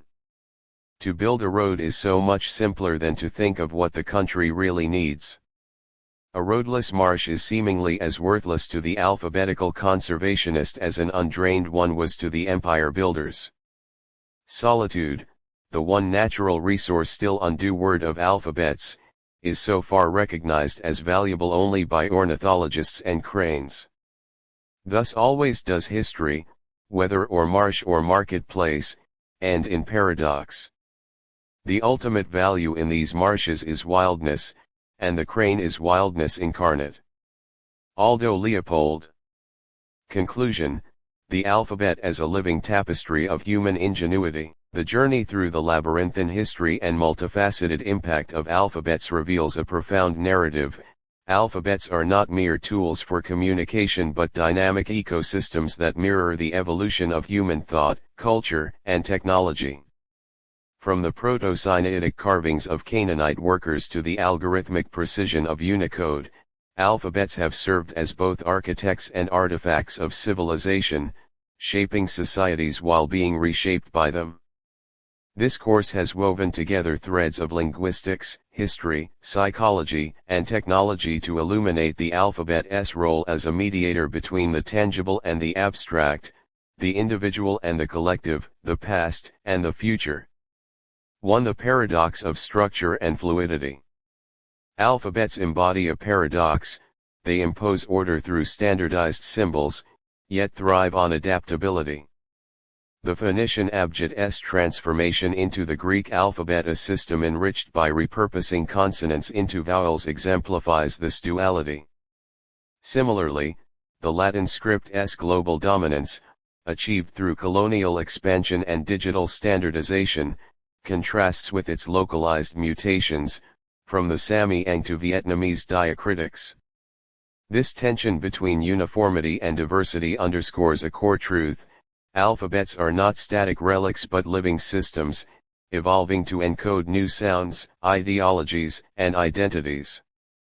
The case of Kazakhstan's shift from Cyrillic to Latin script for geopolitical realignment, or the resurgence of Coptic in online communities, demonstrates how scripts become battlegrounds for cultural sovereignty. 2. Cognitive landscapes and hidden biases. The alphabet effect extends beyond the subconscious privileging of named individuals. It reveals how a writing system structure cognition itself. Linear alphabets like Latin reinforce sequential thinking, fostering the logical frameworks underpinning Western science and law. Yet this very linearity may constrain holistic thought, a tension mirrored in the struggle to decipher nonlinear systems like Mayan glyphs or the Voynich manuscript. Meanwhile, digital emojis and Gen Z's pictographic narrative suggest a cyclical return to symbolic communication, challenging the hegemony of text. The alphabet's psychological footprint also exposes societal inequities, racial biases in hiring linked to white-sounding names, or the exclusion of non-Latin scripts in early digital domains, reminding us that literacy can be both a liberator and a gatekeeper. 3. Technological metamorphosis and ethical frontiers. The digital age has democratized and destabilized alphabets in equal measure. Unicode's 149,000 characters promise linguistic inclusivity, yet font limitations and input barriers perpetuate marginalization. AI-driven tools resurrect extinct scripts like Syriac through OCR, while quantum cryptography experiments with Ogham-inspired steganography. However, these advancements raise ethical quandaries. Can machine learning models decipher linear A without imposing modern biases? Does the digitization of Cherokee syllabaries empower cultural preservation or dilute oral traditions? The case of internationalized domain names IDNs illustrates this duality. Cyrillic URLs foster inclusivity but also enable cybercrime through homoglyphic spoofing.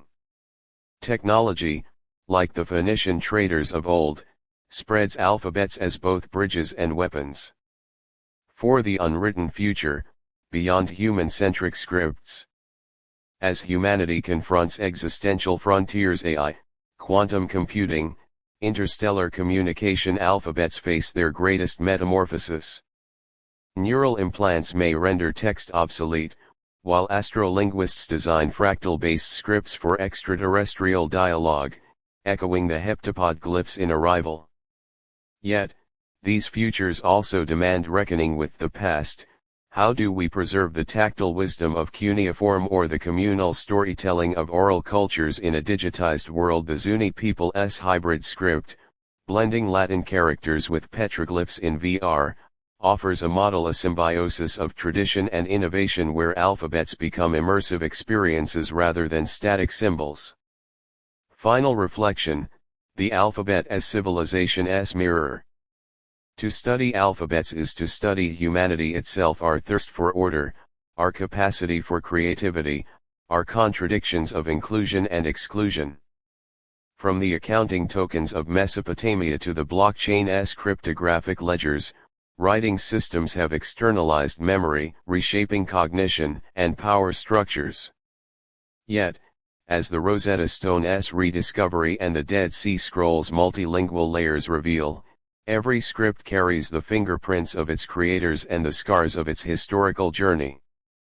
As we stand at the precipice of AI-generated scripts and post-anthropocentric communication, the alphabet remains both a relic and a prophecy, a testament to our past and a cipher for futures yet unwritten. Final assessment questions. Module 1, what is an alphabet? Multiple choice. What is the primary function of an alphabet in written communication? A. To decorate texts with artistic symbols. B. To represent sounds with standardized letters. C. To encode numerical data.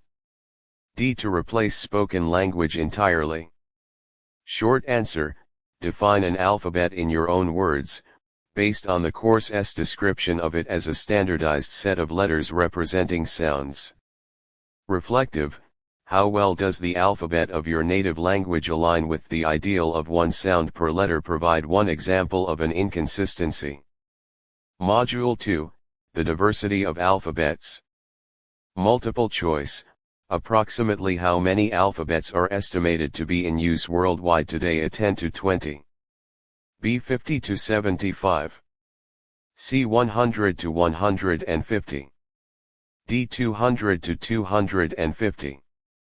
Short answer: what is the key structural difference between an abjad and an abjada compared to a true alphabet? Reflective: choose an abjad, e.g. Arabic, or abjada, e.g. Devanagari, and explain one way it differs from the Latin alphabet. Module 3, the dominance of the Latin alphabet. Multiple choice: which alphabet is considered the most widely used globally? A. Cyrillic. B. Latin. C. Arabic. D. Chinese Hanzi. Short answer: name two languages that use the Latin alphabet with modifications, e.g. diacritics, and describe one modification for each. Reflective: why do you think the Latin alphabet became dominant worldwide? Consider historical or cultural factors. Module 4, letter frequency. Multiple choice: in English, which letter is statistically the most frequent in written text? A, B, E, C, I, D, O. Short answer: what are the top 3 most frequent letters in English, and approximately what percentage of text do the top 12 letters account for? Reflective: conduct a simple letter frequency count on a short sentence of your choice, 5 to 10 words. Does it align with the general English statistics? Why or why not? Module 5, evolution of alphabets. Multiple choice: which ancient writing system is a significant ancestor to many Western alphabets? A. Egyptian hieroglyphs. B. Phoenician alphabet. C. Cuneiform. D. Chinese logographs. Short answer, describe one way the Phoenician alphabet influenced the development of the Greek alphabet.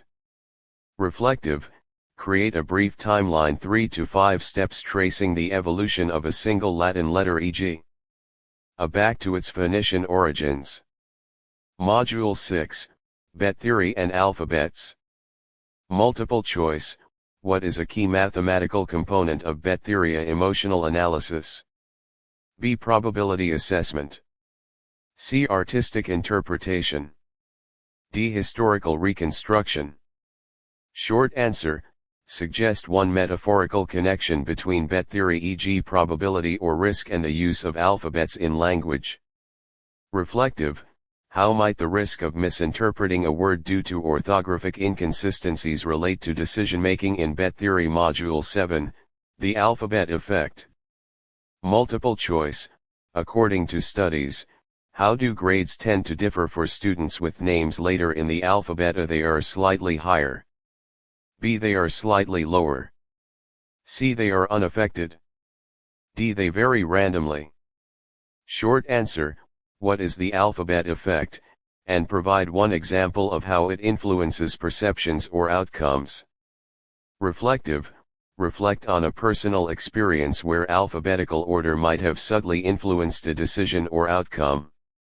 Module 8, Alphabetic Orthography, Ideal versus Reality. Multiple choice, why do most alphabetic orthographies deviate from a perfect one-to-one sound-letter correspondence? A lack of creativity. B. Historical changes and borrowed words. C. Modern technological limits. D. Intentional complexity.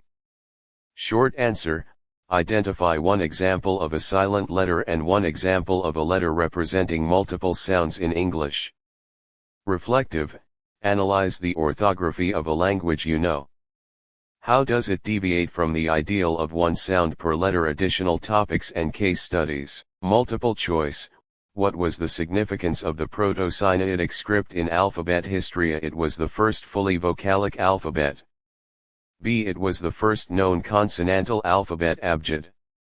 C. It introduced numerals. D. It replaced hieroglyphs entirely. Short answer, how did the Phoenician alphabet's simplicity contribute to its spread across the Mediterranean? Reflective, how might the Phoenician alphabet's role in trade relate to modern digital communication systems? Multiple choice, what key innovation did the early Greek alphabet introduce compared to the Phoenician script? A. Numerals. B. Vowel representation. C. Punctuation. D. Capital letters. Short answer, explain how the Greek adaptation of Phoenician letters for vowels addressed a linguistic need. Reflective, why do you think vowel representation was crucial for the Greek language but not for Phoenician? Multiple choice, what is an abecedarium? A type of ancient poem. B. An ordered list of alphabet letters. C. A betting strategy. D. A hieroglyphic code.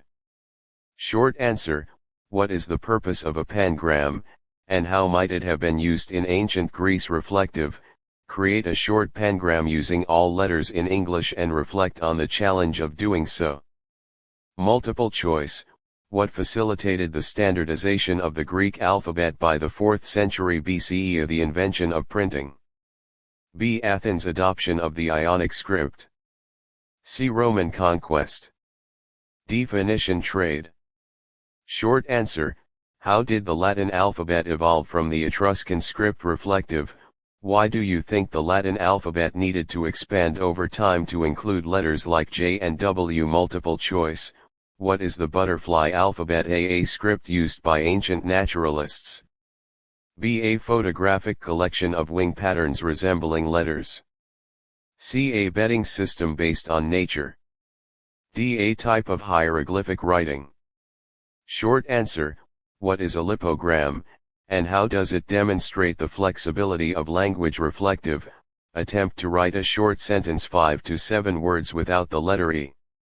How difficult was it? Multiple choice, what is the primary goal of transliteration? A. To translate meaning.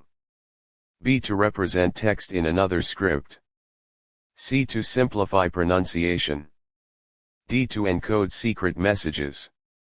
Short answer: how does the Hepburn system Romanize Japanese, and what is its purpose? Reflective: why might Romanization be useful in a globalized world? Multiple choice: what is Unicode's role in the digital age? It standardizes programming languages.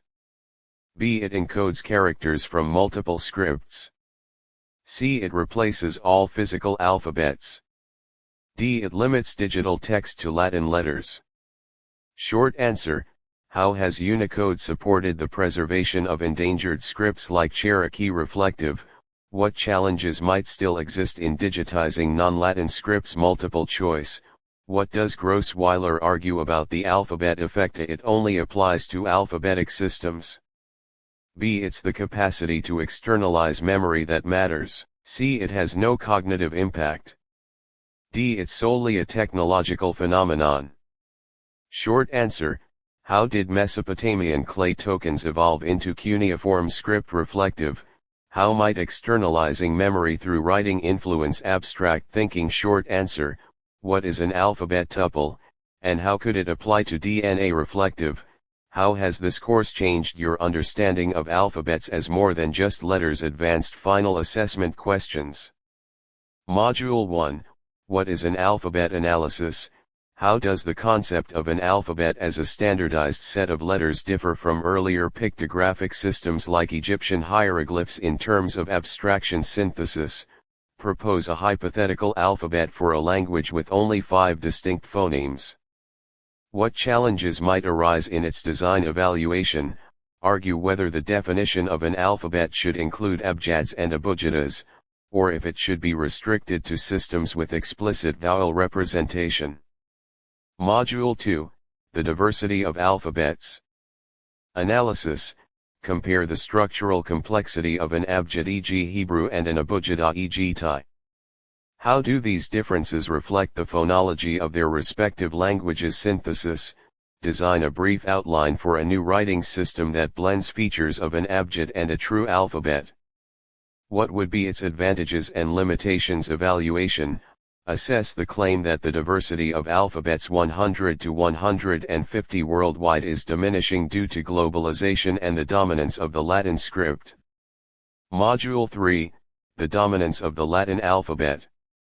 Analysis: examine how colonialism contributed to the global spread of the Latin alphabet, using 2 specific historical examples. Synthesis: imagine a scenario where the Cyrillic alphabet had become the dominant global script instead of Latin. How might this have altered linguistic standardization? Evaluation: debate whether the Latin alphabet's dominance is a result of inherent superiority or historical contingency.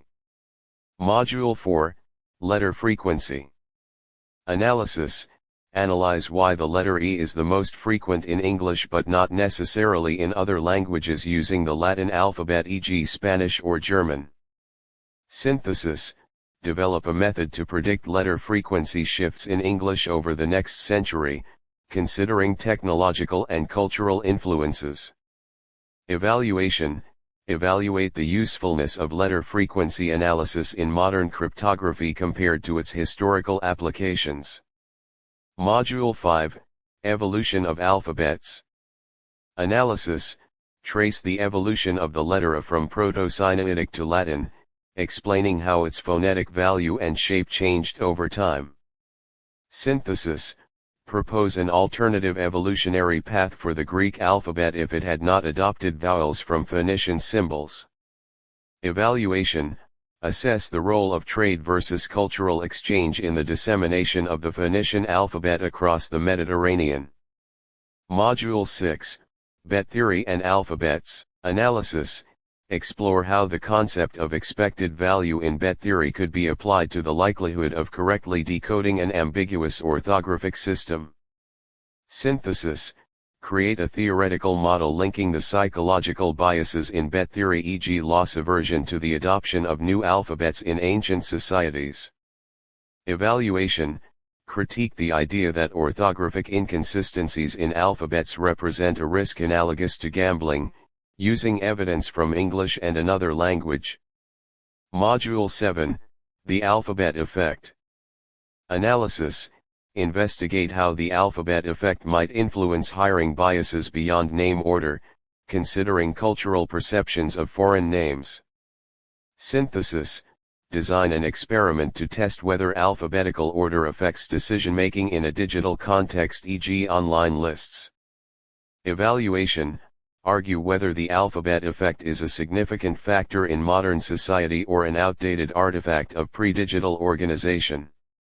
Module 8, Alphabetic Orthography, Ideal versus Reality. Analysis, compare the orthographic inconsistencies of English and French. Why do both deviate so significantly from a one-to-one sound letter ideal? Synthesis, propose a reformed English orthography that achieves closer phonetic consistency. What trade-offs would be involved? Evaluation, assess the feasibility of creating a perfectly phonetic alphabet for a living language with a complex history like English. Additional topics and case studies. Analysis, how did the Proto-Sinaitic script's acrophonic principal symbols based on initial sounds facilitate its transition into a consonantal alphabet? Synthesis, imagine the Phoenician alphabet had included vowels from the start. How might this have altered its adoption by other cultures? Evaluation, evaluate the claim that the Phoenician alphabet's success in Mediterranean trade was primarily due to its simplicity rather than its adaptability. Analysis, analyze the cognitive implications of the Greek vowel innovation for literacy rates compared to consonantal scripts like Phoenician. Synthesis, develop a speculative early Greek alphabet variant that uses different Phoenician letters for vowels.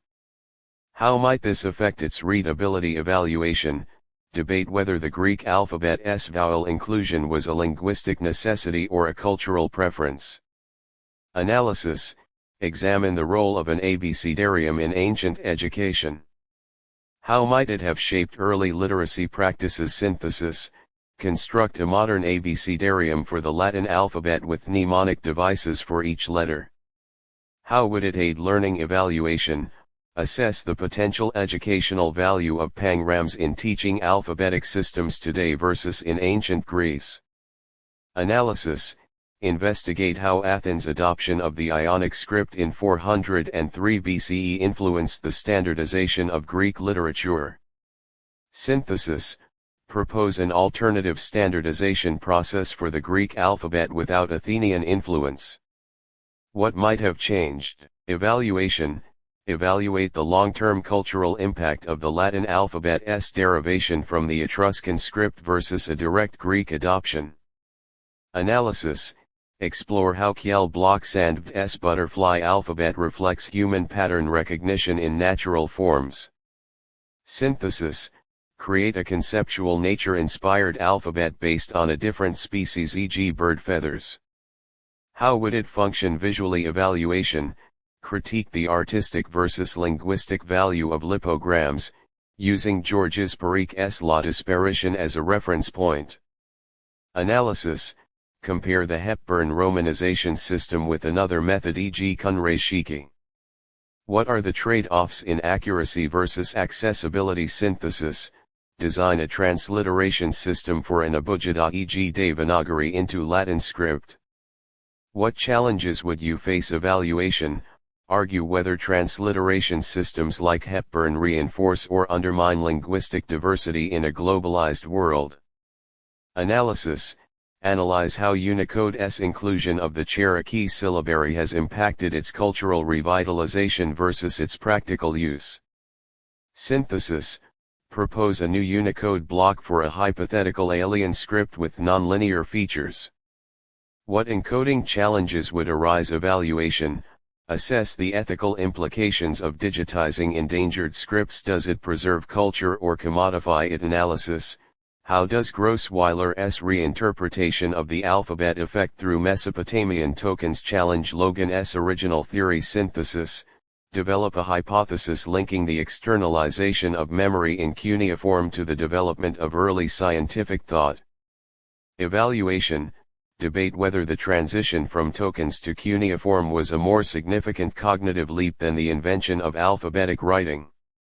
Analysis, explore how DNA as an alphabet tuple parallels human alphabets in terms of information encoding and sequence dependency. Synthesis, imagine an advanced communication system combining alphabetic tuples and digital encoding for interstellar use. What would it look like? References: Adams, M.J. 1990. Beginning to Read, Thinking and Learning About Print. MIT Press. Albrow, K.H. 1972.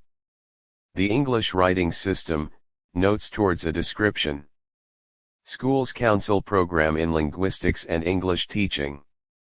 Allen, J.P. 2010. Middle Egyptian, An Introduction to the Language and Culture of Hieroglyphs 2nd ed. Cambridge University Press. Baines, J. 2007. Visual and Written Culture in Ancient Egypt. Oxford University Press. Barron, N.S. 2000. Alphabet to Email, How Written English Evolved and Where It's Heading. Routledge. Bertrand, J.K. and Mullainathan, S. 2013. Are Emily and Greg more employable than Lakeisha and Jamal? A Field Experiment on Labor Market Discrimination. American Economic Review, 94 991-1013. https doi.org 10.125700028280420025661. Bright, W. 1992. International Encyclopedia of Linguistics Volume 1. Oxford University Press. Cavalli Sforza, L.L. 2000. Genes, Peoples, and Languages, University of California Press. Champollion, J.F. 1836. Grammaire Egyptian Grammar. Furman Die. Frères. Kalmus, F. 1996. The Blackwell Encyclopedia of Writing Systems. Blackwell Publishing. Kalmus, F. 2003. Writing Systems, An Introduction to Their Linguistic Analysis. Cambridge University Press. Crystal, D. 2003. The Cambridge Encyclopedia of Language 2nd ed. Cambridge University Press. Daniels, P.T. and Bright, W. eds. 1996. The World's Writing Systems. Oxford University Press. De Francis, J. 1989. Visible Speech, The Diverse Oneness of Writing Systems. University of Hawaii Press. Dieringer, D. 1968. The Alphabet, A Key to the History of Mankind 3rd ed. Hutchinson. Drucker, J. 1995. The Alphabetic Labyrinth, The Letters in History and Imagination. Thames and Hudson. Fisher, S.R. 2001. A History of Writing.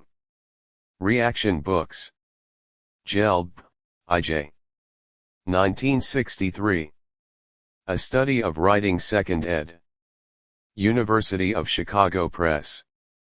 Goody, J. 1987. The Interface Between the Written and the Oral. Cambridge University Press. Grossweiler, P. 2004. The Alphabet Effect Revisited, McLuhan, Schman-Bessarat, and the Mesopotamian Origins of Writing. Canadian Journal of Communication, 29 345-362. https doi.org 10.22230 CJC.2004 v29 n3 of 1455. Harris, R. 1986. The Origin of Writing. Open Court Publishing. Havelock, E.A. 1982. The Literate Revolution in Greece and Its Cultural Consequences. Princeton University Press. Houston, S.D. ed. 2004. The First Writing, Script Invention as History and Process. Cambridge University Press. Innes, H.A. 1951. The Bias of Communication. University of Toronto Press. Kahneman, D. and Tversky, A. 1979. Prospect Theory, an Analysis of Decision Under Risk. Econometrica, 47 263-291. https doi.org 10.230719141885. Kress, G. 2003. Literacy in the New Media Age. Routledge. Logan, R.K. 1986. The Alphabet Effect, the Impact of the Phonetic Alphabet on the Development of Western Civilization. William Morrow. Mann, J. 2000. Alpha Beta, How 26 Letters Shaped the Western World. Headline Book Publishing. McLuhan, M. 1962. The Gutenberg Galaxy, The Making of Typographic Man. University of Toronto Press. Means, B. Toyama, Y. Murphy, R. Bakia, M. and Jones, K. 2010. Evaluation of Evidence-Based Practices in Online Learning, a Meta-Analysis and Review of Online Learning Studies. U.S. Department of Education. Nakanishi, A. 1980. Writing Systems of the World, Alphabets, Syllabaries, Pictograms. Tuttle Publishing. Ong, W.J. 1982. Orality and Literacy, The Technologizing of the Word. Methuen. Parikh, G. 1994. Avoid Giadaire, Transaction. Harville Press. Original work published 1969. Powell, B.B. 2009. Writing, Theory and History of the Technology of Civilization. Wiley-Blackwell. Robinson, A. 2007. The Story of Writing, Alphabets, Hieroglyphs and Pictograms 2nd ed. Thames and Hudson. Rogers, H. 2005. Writing Systems, A Linguistic Approach. Blackwell Publishing. Sampson, G. 1985. Writing Systems, A Linguistic Introduction. Stanford University Press. Shman Besarad, D. 1992. Before Writing, From Counting to Cuneiform Volume 1. University of Texas Press. Shman Besarad, D. 1996. How Writing Came About. University of Texas Press. Seidenberg, M.S. 2017. Language at the Speed of Sight, How We Read, Why So Many Can't, and What Can Be Done About It. Basic Books. Senner, W.M. ed. 1991. The Origins of Writing. University of Nebraska Press.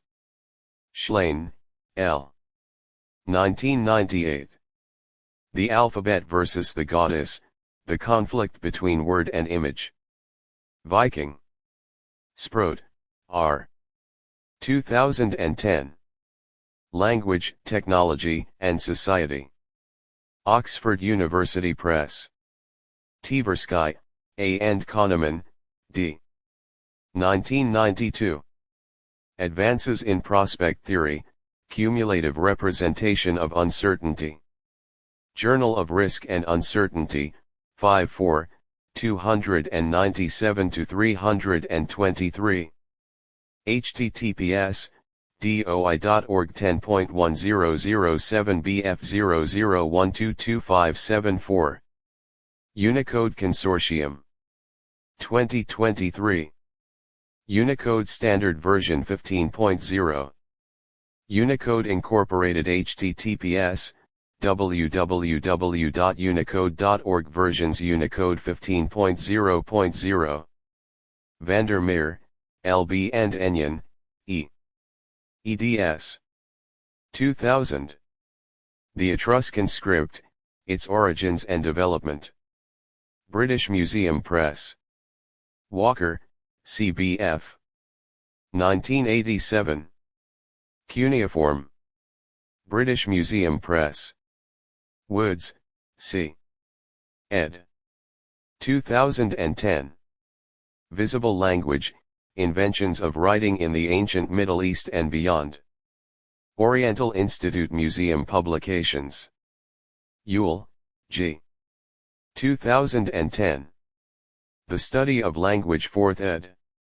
Cambridge University Press. Zuckerman, G. 2003. Language Contact and Lexical Enrichment in Israeli Hebrew. Palgrave Macmillan. Further references. Aitchison, J. 2012. Words in the Mind, An Introduction to the Mental Lexicon 4th ed. Wiley-Blackwell. Anderson, S.R. 2004. Dr. Doolittle's Delusion, Animals and the Uniqueness of Human Language. Yale University Press. Barton, D. 1994. Literacy, An Introduction to the Ecology of Written Language. Blackwell Publishing. Bauer, L. 2007. The Linguistics Student's Handbook. Edinburgh University Press. Bloomfield, L. 1933. Language. Henry Holt and Company. Bollinger, D. 1981. Aspects of Language 2nd ed. Harcourt Brace Jovanovich. Borgwald, S.R. and Joyce, T. eds. 2013. Typology of Writing Systems. John Benjamin's Publishing. Campbell, L. 2013. Historical Linguistics, An Introduction 3rd ed. MIT Press. Carr, N. 2010. The Shallows, What the Internet is Doing to Our Brains. W. W. Norton and Company. Chafe, W.L. 1994. Discourse, Consciousness, and Time, The Flow and Displacement of Conscious Experience in Speaking and Writing. University of Chicago Press. Chartier, R. 1994. The Order of Books, Readers, Authors, and Libraries in Europe between the 14th and 18th centuries. Stanford University Press. Clark, E.V. 2009. First Language Acquisition 2nd ed. Cambridge University Press. Co. M.D. 1992. Breaking the Maya Code. Thames and Hudson. Comrie, B. ed. 1990. The World's Major Languages. Oxford University Press. Cook, V. 2004. The English Writing System. Arnold Publishers. Creasels, D. 2006. Syntax Generale, An Introduction General Syntax, An Introduction. Lavoisier. Crowley, T. 1997. An Introduction to Historical Linguistics 3rd ed. Oxford University Press. J.O.L.A.L.F. 2004. The Growth and Maintenance of Linguistic Complexity. John Benjamin's Publishing. Dixon, R.M.W. 1997. The Rise and Fall of Languages. Cambridge University Press. Eco, U. 1995. The Search for the Perfect Language. Blackwell Publishing. Ellis, N.C. 2008. The Psychology of the Language Learner, Individual Differences in Second Language Acquisition. Lawrence Erlbaum Associates. Fromkin, V. Rodman, R. and Hyams, N. 2014. An Introduction to Language 10th ed. Wadsworth's Engage Learning. Nanadizakhan, A.E. 2009. The Writing Revolution, Cuneiform to the Internet. Wiley Blackwell. Greenberg, J.H. ed. 1978. Universals of Human Language Volume 1, Method and Theory. Stanford University Press. Hyman, J. 1985. Natural Syntax, Iconicity and Erosion. Cambridge University Press. Halliday, M.A.K. 1985. An Introduction to Functional Grammar. Edward Arnold. Hamp, E.P. 1992. Indo-European Linguistics. University of Chicago Press. Hockett, C.F. 1960. A Course in Modern Linguistics. Macmillan. Jackendorf, R. 2002. Foundations of Language, Brain, Meaning, Grammar, Evolution. Oxford University Press.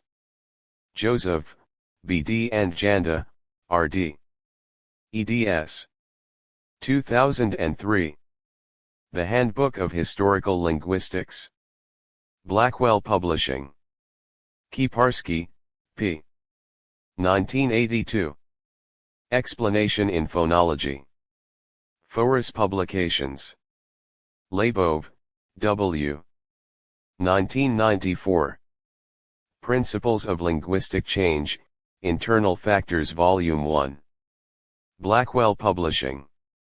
Leitfogd, P. and Matthiessen, I. 1996. The Sounds of the World's Languages. Blackwell Publishing. Lamb, S.M. 1999. Pathways of the Brain, the Neurocognitive Basis of Language. John Benjamin's Publishing.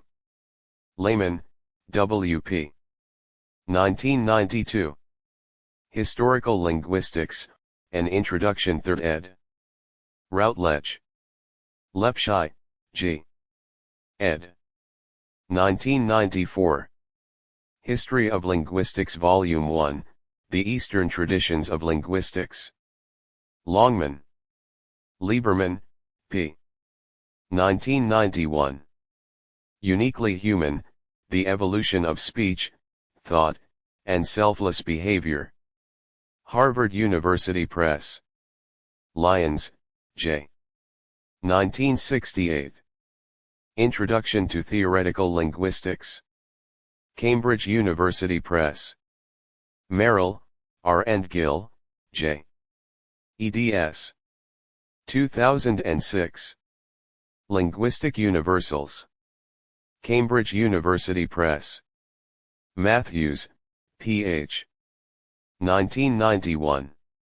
Morphology 2nd ed. Cambridge University Press. McWhorter, J.H. 2001. The Power of Babel, A Natural History of Language. Times Books. Milroy, J. and Milroy, L. 1999. Authority in Language, Investigating Standard English 3rd ed. Routledge. Pinker, S. 1994. The Language Instinct, How the Mind Creates Language. William Morrow. Radford, A. 2004. Minimalist Syntax, Exploring the Structure of English. Cambridge University Press. Saussure, FTA. 2011. Course in General Linguistics W. Baskin, Transaction. Columbia University Press. Original work published 1916. Tridger, G.L. N. Smith, H.L. 1951. An Outline of English Structure. American Council of Learned Societies, Trask, R.L. 1996. Historical Linguistics. Arnold Publishers. Vendrise, J. 1925. Language, A Linguistic Introduction to History. Keegan Paul, Trench, Trubner and Co. Whaley, L.J.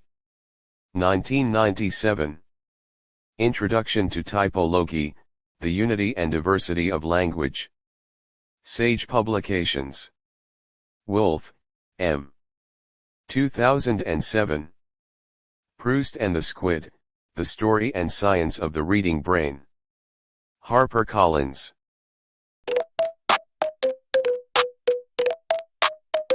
The A and O, and you should know, about to go, I'm way too cold. The B and P, the enemy, don't try to be what you don't see. The C and Z, trying to be me, got the same dream, I live in HD. The A and O, the B and P, the C and Z, the enemy, the F and S, that's for the best. All finesse, don't give a S. The X and J, they just don't play, try to go away, they might slay.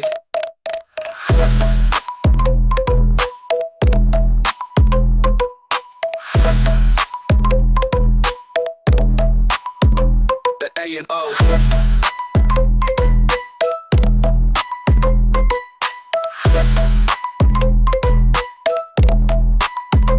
The A and O. The A and O. The A and O. The B and P. The C and Z. The enemy. The B and P. The enemy. Don't try to be what you don't see. The C and Z. Try to be me. Got the same dream. I live in HD. The A and O. The B and P. The C and Z. The enemy. The F and S. That's for the best. All finesse. Don't give a S. The X and J, they just don't play. Try to go away, they might slay.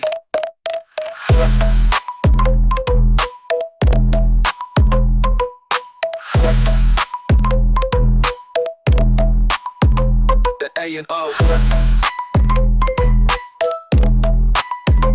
The A and O. The A and O. The A and O. The A and O. The A and O. The B and P. The C and Z. The enemy. The F and S. That's for the best. All finesse. Don't give a S. The X and J. They just don't play. Try to go away. They might slay.